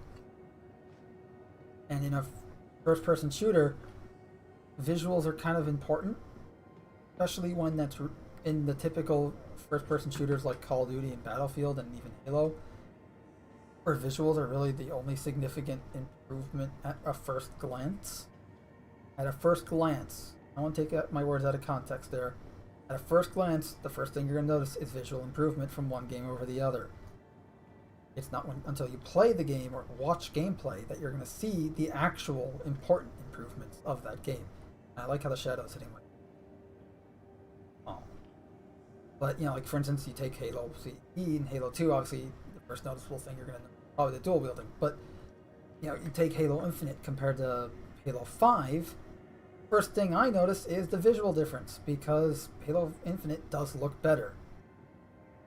Both are missing significant particle effects for explosions and damage and all sorts of other things. I've complained about this on like hour-long rants regarding the visuals and all sorts of other problems regarding Halo Infinite in multiple videos. Going into that now, we'll be here too long. But I don't know, I'm just sick and tired of the bullshit. Being more and more of that bullshit and more of the declination and the lack of quality. I want good games again. I'm just sick and tired of the same shit over and over. Pardon my French, but I just don't want anymore. I want good games. I want quality writing. I want good gameplay and new ideas and innovative games. Things like Star Citizen, granted, again, we're super critical, CIG, good reason. But we can't also, that's also because we're following it 24/7 and we, you know, we're head deep into this. We're immersed into it. But someone who, you know, oh, they heard of Star Citizen, see it for the first time, they're probably going to think, wow, look, all this cool stuff here. Yes, it's an alpha. Yes, it's super glitchy because it's an alpha and all these systems in the game are still being worked on. But what they have so far is impressive. I'm not going to argue that. Works, at least. Like, hell, look, I'm using the game right now for this, like, Machinima style podcast thingamabob. And, you know, my character's bobbing his head whenever I talk. And you gotta look at his visuals. Look how cool this all looks. And yeah, it's graphics, and I don't. And this could, you know, the graphics of this game could look like Halo CE for all I care. It'll be cool. That's not why I'm here. I'm just saying that you look at how they use the visuals, how they use the gameplay, and they're being innovative with it. They have, like, I'm on a space station orbiting a full planet, a geosynchronous orbit, and this planet has moons. And this, outside this planet, there are other planets that make up a star system. And eventually, later this year, we'll get another star system we can travel to. And yes, No Man's Sky can do this stuff already, but No Man's Sky doesn't do it the way Star Citizen. And also, there's a visual, like, art style difference. Not, I mean, yes, visual difference too, but art style difference. Now, this is going for a more realistic look in regards to how things look, right? Now, metal looks like a metal should and everything like that, whereas No Man's Sky is going for a more cartoony look, which is fine. Again, I don't care. As long as I can see what I'm doing, that's all that matters. That's just me. But there's the reason, again, back to the point. Star Citizen is making innovation and is actually doing new ideas. They're doing a fairly decent job of it, despite how critical we are. Again, for good reason. We need to be critical. We need to keep them in line. Because I don't want them to go down the route of other studios like CD Projekt Red, like every other AAA game publisher in existence. Like AAA nowadays is not AAA. Like AAA is. If I were to say AAA, I'm gonna say it like AAA because this isn't triple. There's no quality there anymore.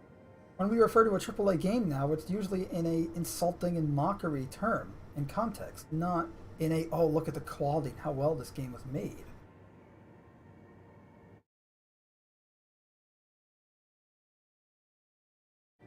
Major One saying, "Don't apologize for your language." I'm going to because that's just how I go. That's how I do. But that doesn't mean I'm probably going to stop swearing. I probably should, but I'm not going to. Knowing myself.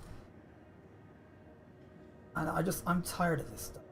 I'm sick and tired of it. I've been talking about this sort of stuff for years now. Like going on 10 years now, in some cases.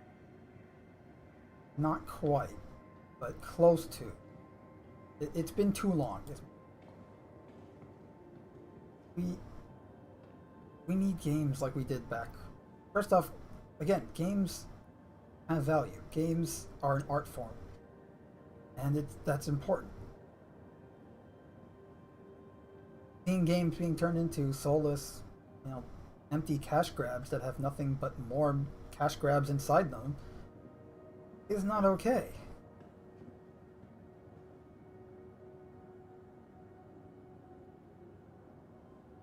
I think I'm done sitting on my 10-foot soapbox here, so yeah.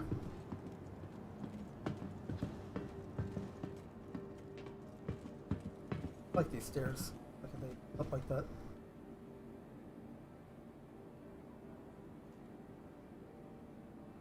Also, I just realized something regarding adaptations of video games in live action. And the reason I mention it is because I mentioned it earlier today.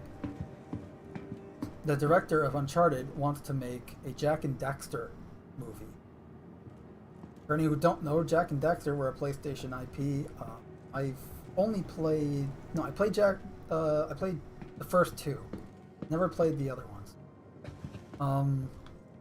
Jak and Daxter 2 on the PlayStation 2. Man, that was a fun game. Never really thought or really anything other than it was a fun game. I don't think it needs to be adapted into a movie, but I mean, the same could be said for Uncharted. However, I can see the value of a video game adaptation. Because here's the thing, obviously not everyone plays video games. And sometimes like a video game story turns people off. Granted that if they're turned off from the story of a video game, they're probably going to be turned off from that same story being adapted into media. Or a different media. However, for instance, a story like I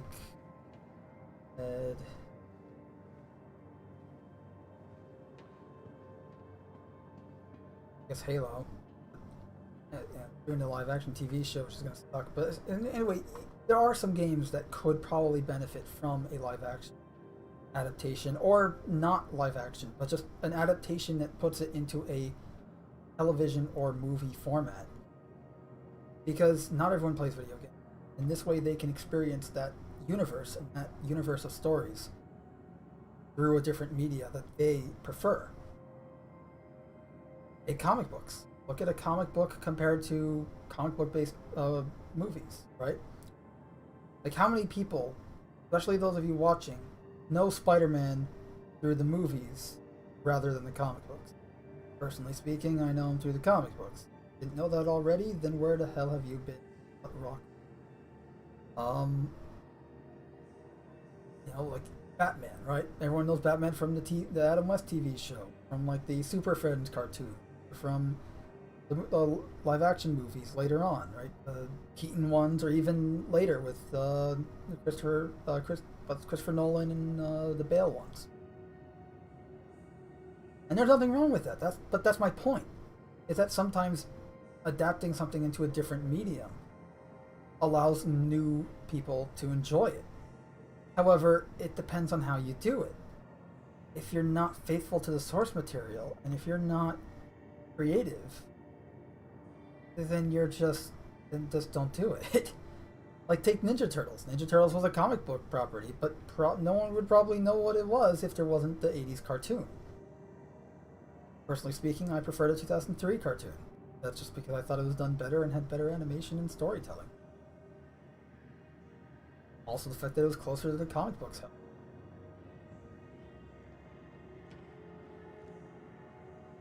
Transformers as well. Most people think Transformers was cartoon, but it originally it was the toys. There was no Transformers. It was Diaclone and Micro Machine, that sort of thing. But then Bob Budiansky and Marvel made the G1 comics. Then you had the cartoon. Then you also had the Marvel UK comics, and then the cartoon. But most people know it from the cartoon. But that's my point, is that adapting things to a different medium can be a good thing if done right, done well, if respecting and being faithful to the source material and those that created the product that you are adapting. Because again, this is an art form, you are adapting someone else's work, you have to respect that. This guy over here. What the hell? I have spoken.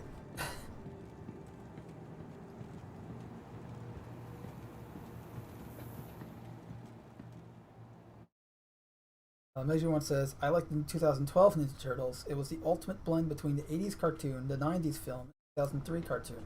Yeah, no, I've watched like 2 episodes of that. I'm just not a fan of the CG animation. That's just me. Personal thing. That doesn't mean it feels bad. I just don't like the CG animation stuff. Same reason why I was kind of turned off with Transformers Prime.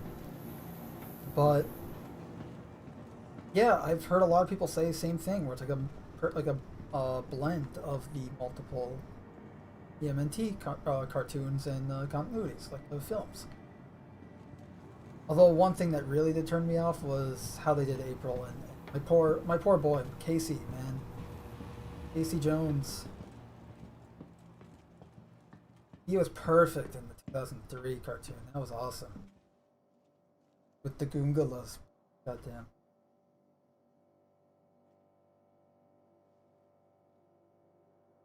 And that's another thing too, is that when something's done well, like when the focus is on the quality of that work and letting the quality of that work speak for itself instead of having all this marketing bullshit trying to speak for it, it lasts for a long time.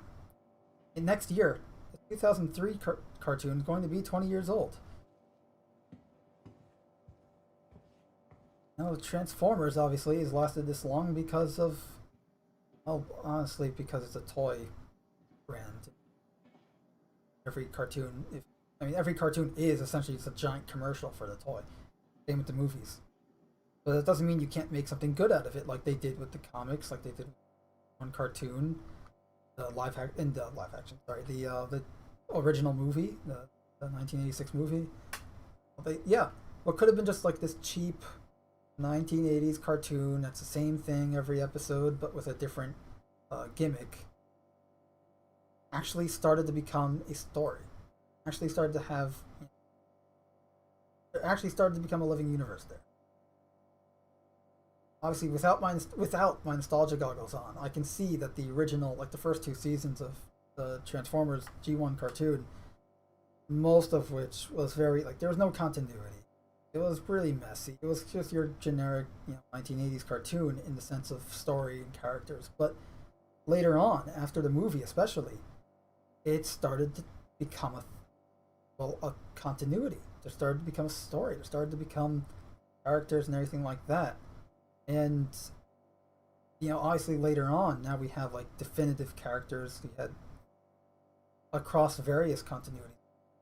And that's the thing, is what was essentially just a giant toy commercial became a fandom because of the quality of the work and the art done for it.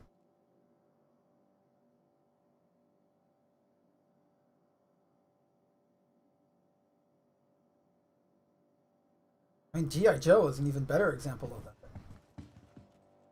Because G.I. Joe's been a toy since the 60s. So wrong there. But it's been in existence for nearly almost 100. And now we have the G.I. Joe continuity that we all love, right? The characters and they're blanking on. Why am I blanking? Anywho, I was more Transformers than G.I. But yeah, it's. My point is that adaptations can work if done well, and that also you can make something good out of something that doesn't have anything attached to it. A toy. It's just a toy. You can give that toy maybe not meaning, because let's not get too philosophical with it, shall we? But you can give it context for why that toy is. So you're giving it character. You're giving it whatever it is you're going to give it, story or something.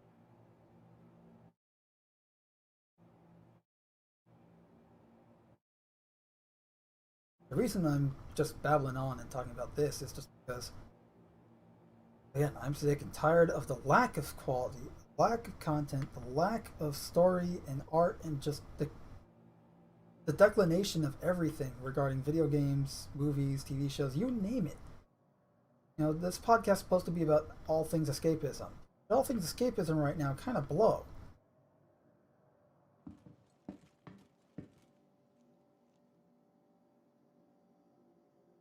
Although I did watch a Reacher, and it reminded me of old TV in a good way.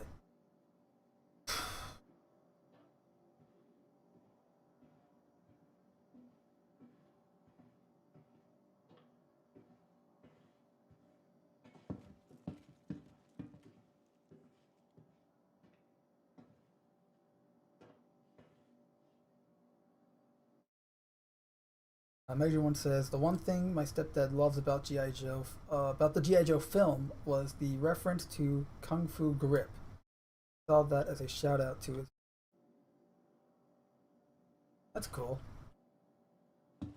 I don't think I saw. Oh crap! No, I did. No, I blocked out the memory now. Yeah, the live action G.I. Joe films. The second one was okay. First one, I need to block out from my memory again. Although you can make an argument for which one was worse, the live-action Transformers films or live-action Joe films, and I'd say they're pretty much. Oh, that does remind me. Halo TV show, second season has been confirmed, which I doubt they may backtrack on that. Season 1. But rumor, and this is just a rumor, unless someone tells me otherwise, not that I really give a shit anyways, but Alex Kurtzman might be pegged as the showrunner for season 2. And we all know he wrote Transformers, the 2007 Transformers film, he wrote the 2009 sequel, Revenge of the Fallen, he did the 2009 Star Trek, Darkness sequel, the Mummy reboot in 2017. Notably, his best work, which was The Amazing Spider-Man 2, 2014. And I only say that because out of all the films I've seen that he's made, or really all the stuff that I've seen, and I've just listed them except for The Mummy, I haven't. That one was the only one that you can actually redeem by removing segments of the film and focusing more on that Harry-Peter dynamic, despite my not liking the actor that played Harry. But you could have had it about them. Just not have Electro at all in the film, whatsoever. But again, obviously, the commonality of his work is that he doesn't know how human beings talk, and you see that in the films, because no human being talks that way in dialogue. And it hurts.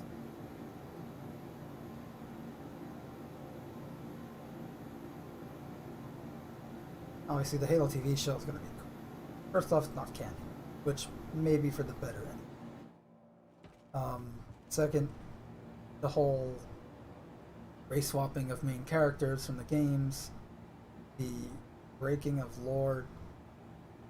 Obviously, again, it's not canon, but like even still, you're breaking core aspects of the Covenant.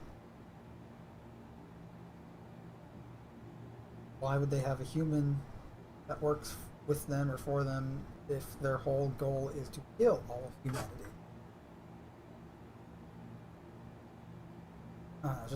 To me, Halo was never something like a comic book where you can have multiple continuities of it, right? Like, oh, every new cartoon or whatever that comes out is a new continuity in Transformers. Or, oh, you got Spider-Man, Ultimate Spider-Man, Classic Spider-Man, Spider-Man Noir, Spider-Man 62, Spider-Man 2099. Yeah, it's Batman, Batman Beyond. Well, actually, continuity, but you know, Batman, what's your face? The Batman cartoon, Batman series, Batman Brave and Bold. That's just the cartoons. You got the movies, then you have the different comic book continuities. Those all work for me, but for some reason, Halo never felt like something that you can have multiple continuity. It's kind of just the Halo universe. That was it. One Halo.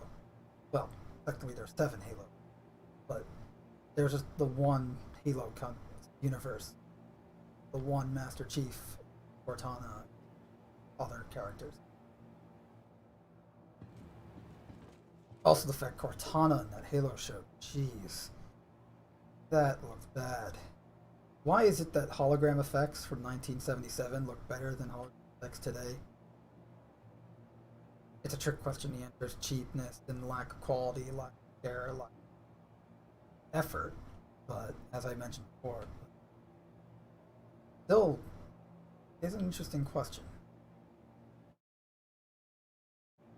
And again, that's an adaptation of a video game that has a good story and probably can benefit from an adaptation, as I mentioned earlier. But of course, they're making this is just a soulless cash grab, and they're pulling a Disney Marvel with it, and they're not marketing this for Halo fans like myself and King. They're marketing this to non-Halo fans, to the larger, which is a larger audience. That is completely fair. However, the larger audience, unlike a comic book movie, don't know what Halo is or care. Or if they do know, they're probably not interested. You know, characters like Spider-Man, or Superman, or Batman are known the world over 100 times. They've had Halo. I've asked people in my Discord server and other Discord servers about this Halo TV show. I did a little thing where I asked them which clip did they think better, and I showed them the TV show trailer, the Halo Landfall trailer for Halo 3, and the We Are ODST trailer for Halo 3, all of which are live action trailers. 2 of them are for video games. And each person I asked that was not in my Discord either doesn't care because they're not interested in Halo, and they didn't know that there was a Halo TV show in the making, let alone releasing next month, and they don't care. And they are the targeted audience, those that don't play the games. So to me, this feels like a dead on arrival, futile effort. Especially when Halo fans have been, like myself included, have been clamoring for a live action since Halo 3.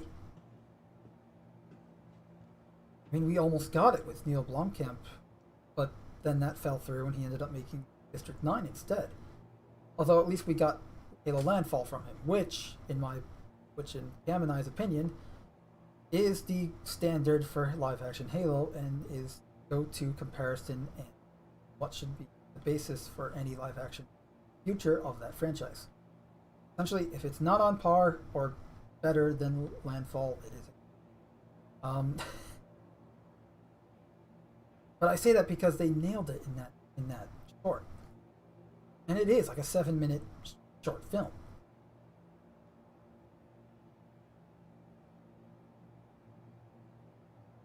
I'm just like, this thing's gonna completely fail. The only way I'm gonna watch it at this point is to kind of just completely crap all over it, you know, MST3K style. Cam and I will watch it and make fun of it. But honestly, it might be just too painful to do that. It doesn't look that good. It looks like it's bad, not funny bad.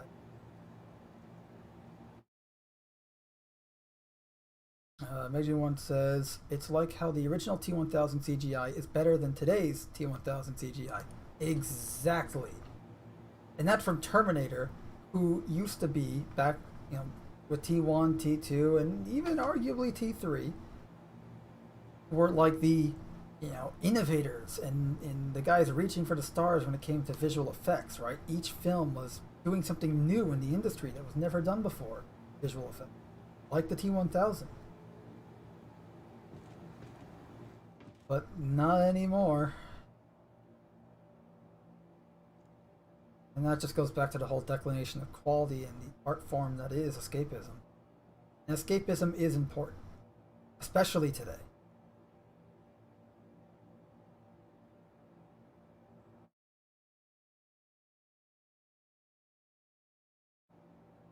I mentioned Cyberpunk. We're kind of leading towards a Cyberpunk future. Yeah, they did that update recently. 1.5 patch. Yes, it adds new content, new apartments, guns, and so on. But they still got a long way to go.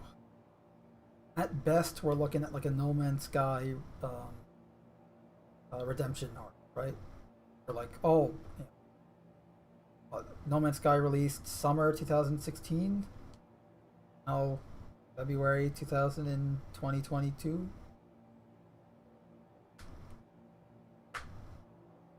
So we're looking at what, 6 years? We'll finally get a playable Cyberpunk game, as was promised. I mean, it is playable, but like playable to the what they promised. At least Cyberpunk you can mod, which I do need to try. I keep saying I will, and I just putting it off because I have to clean up my hard drive and free up space so I can reinstall the game.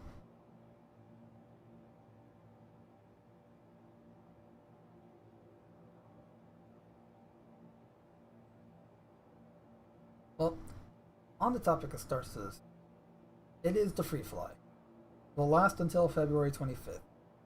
Not have an account and you want to play, link in the description for how to make an account. I'll show you here. Oh, okay, I ruined that transition.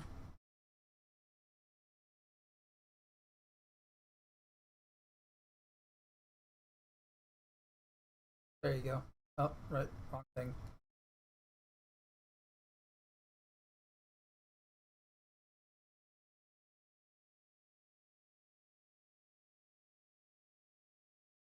Scroll down. Why am I blanking? Here it is. Create account. Say you already created the account, you verified it. Just skip to the home page of the website. Right there, or you can just click on top. Info. Obviously, I'm not signed in on right now, but signed in. You know, here's showing you each of the ships that you'll be able to use during the free fly. Copy the code. Insert code here. It'll tell you to download the game. There'll be a prompt to click on the download section. Once you're in the download section, pretty simple. There are instructions every step of the way. It is important to note, again, this is not your average game. It is, first off, it's an alpha, so it's not even a game yet. It's a project that's being worked on, to work in progress. Therefore, it is very glitchy and at times, as we complain about a lot. You're going to need a hefty machine. You're going to need a quad-core CPU, which honestly is rare not to have these days. You're going to need 16 gigs of DDR4 RAM, at least. And I recommend an SSD because of the way the game loads in and out, loads objects and assets and pretty much everything in and out of the game constantly, which is why there's no loading screens. The game just constantly is you're essentially, the whole game's a loading screen. Yeah, once you can download that, and then you'll download the launcher. Once you've downloaded the launcher, you'll have to install the game from the launcher. Once that's done, you can play the game up until Friday and have some fun. Join us in the Discord server.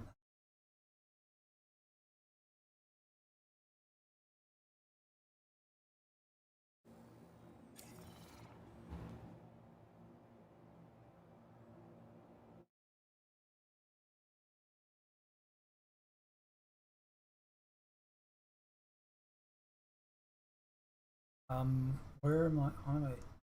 Oh, right. I want to put the link for that in the chat so that just easier time. Okay. For anyone watching, obviously, if you're catching this on the rerun later, just go into the description.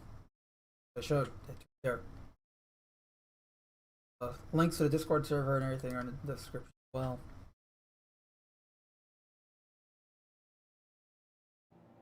But yeah. I'm actually currently in the Discord server comms if anyone wants to join me. I do think I'm going to call it quits soon just because it is going on 4 hours, which is kind of our normal time for the podcast. And is what time is it? It is 11:32 on the East Coast. I have work to do. I finished some work today, but I want to finish some work for tomorrow so that I have less stuff to do tomorrow. I don't have to end up with a really long day like I did today. So, I'm going to leave you guys with this. Buy my merch. I do have merch though. Here it is.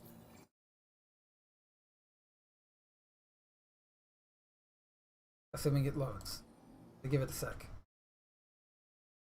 Teespring is... I complain about Teespring a lot, but at the same time, it does make me money, so... And it is also one of the good merch store websites that I've come across that I can use. So with, like, that's not going to charge me for using it or anything like that. I like the way it works. So I just don't like how it doesn't work in some cases. I like how it loads forever. But here it is. Oh, it's super slow though. Assuming it will let me actually navigate.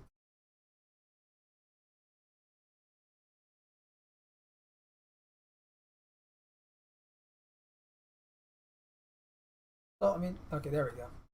Oh, it's really delayed though. Right.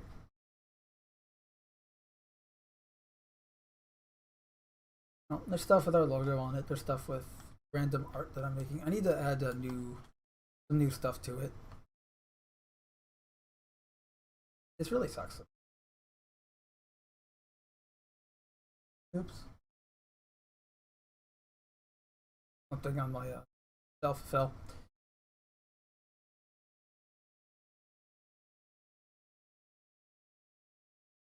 Get some handicap. Definitely my favorite is the goddamn hand. Although my favorite to wear is the what the frick Rex next paddywhack. Give a dog a bone kind of bullshit is this. It's just the most comfortable, I feel. More recent, you're a second away from death every second. And there is a Transformers one that you have to ask me for the link to. But yeah, there's that. There's the eBay store as well, where I sell this actually, and this. Yeah. So, high time that I. Enough of my yapping. I hope you guys enjoyed the show. I will see you guys next week. If not, maybe Thursday? No, if I'm streaming on Thursday, it's going to be on Twitch. So, here's what I will do. If any of you want to follow me, if any of you want to watch me play games more in the future, check me out on Twitch, because that's where I do most of my gameplay live streams over there. I'm focusing on doing more live streams. I feel like I haven't done enough of them there.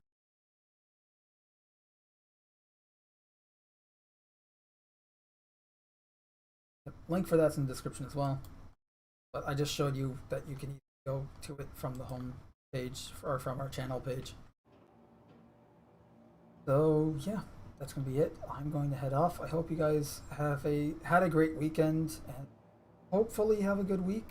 And until next time, it's been Casting Shadows. And remember to treat others that you want to be treated. That is not the right email. There it is.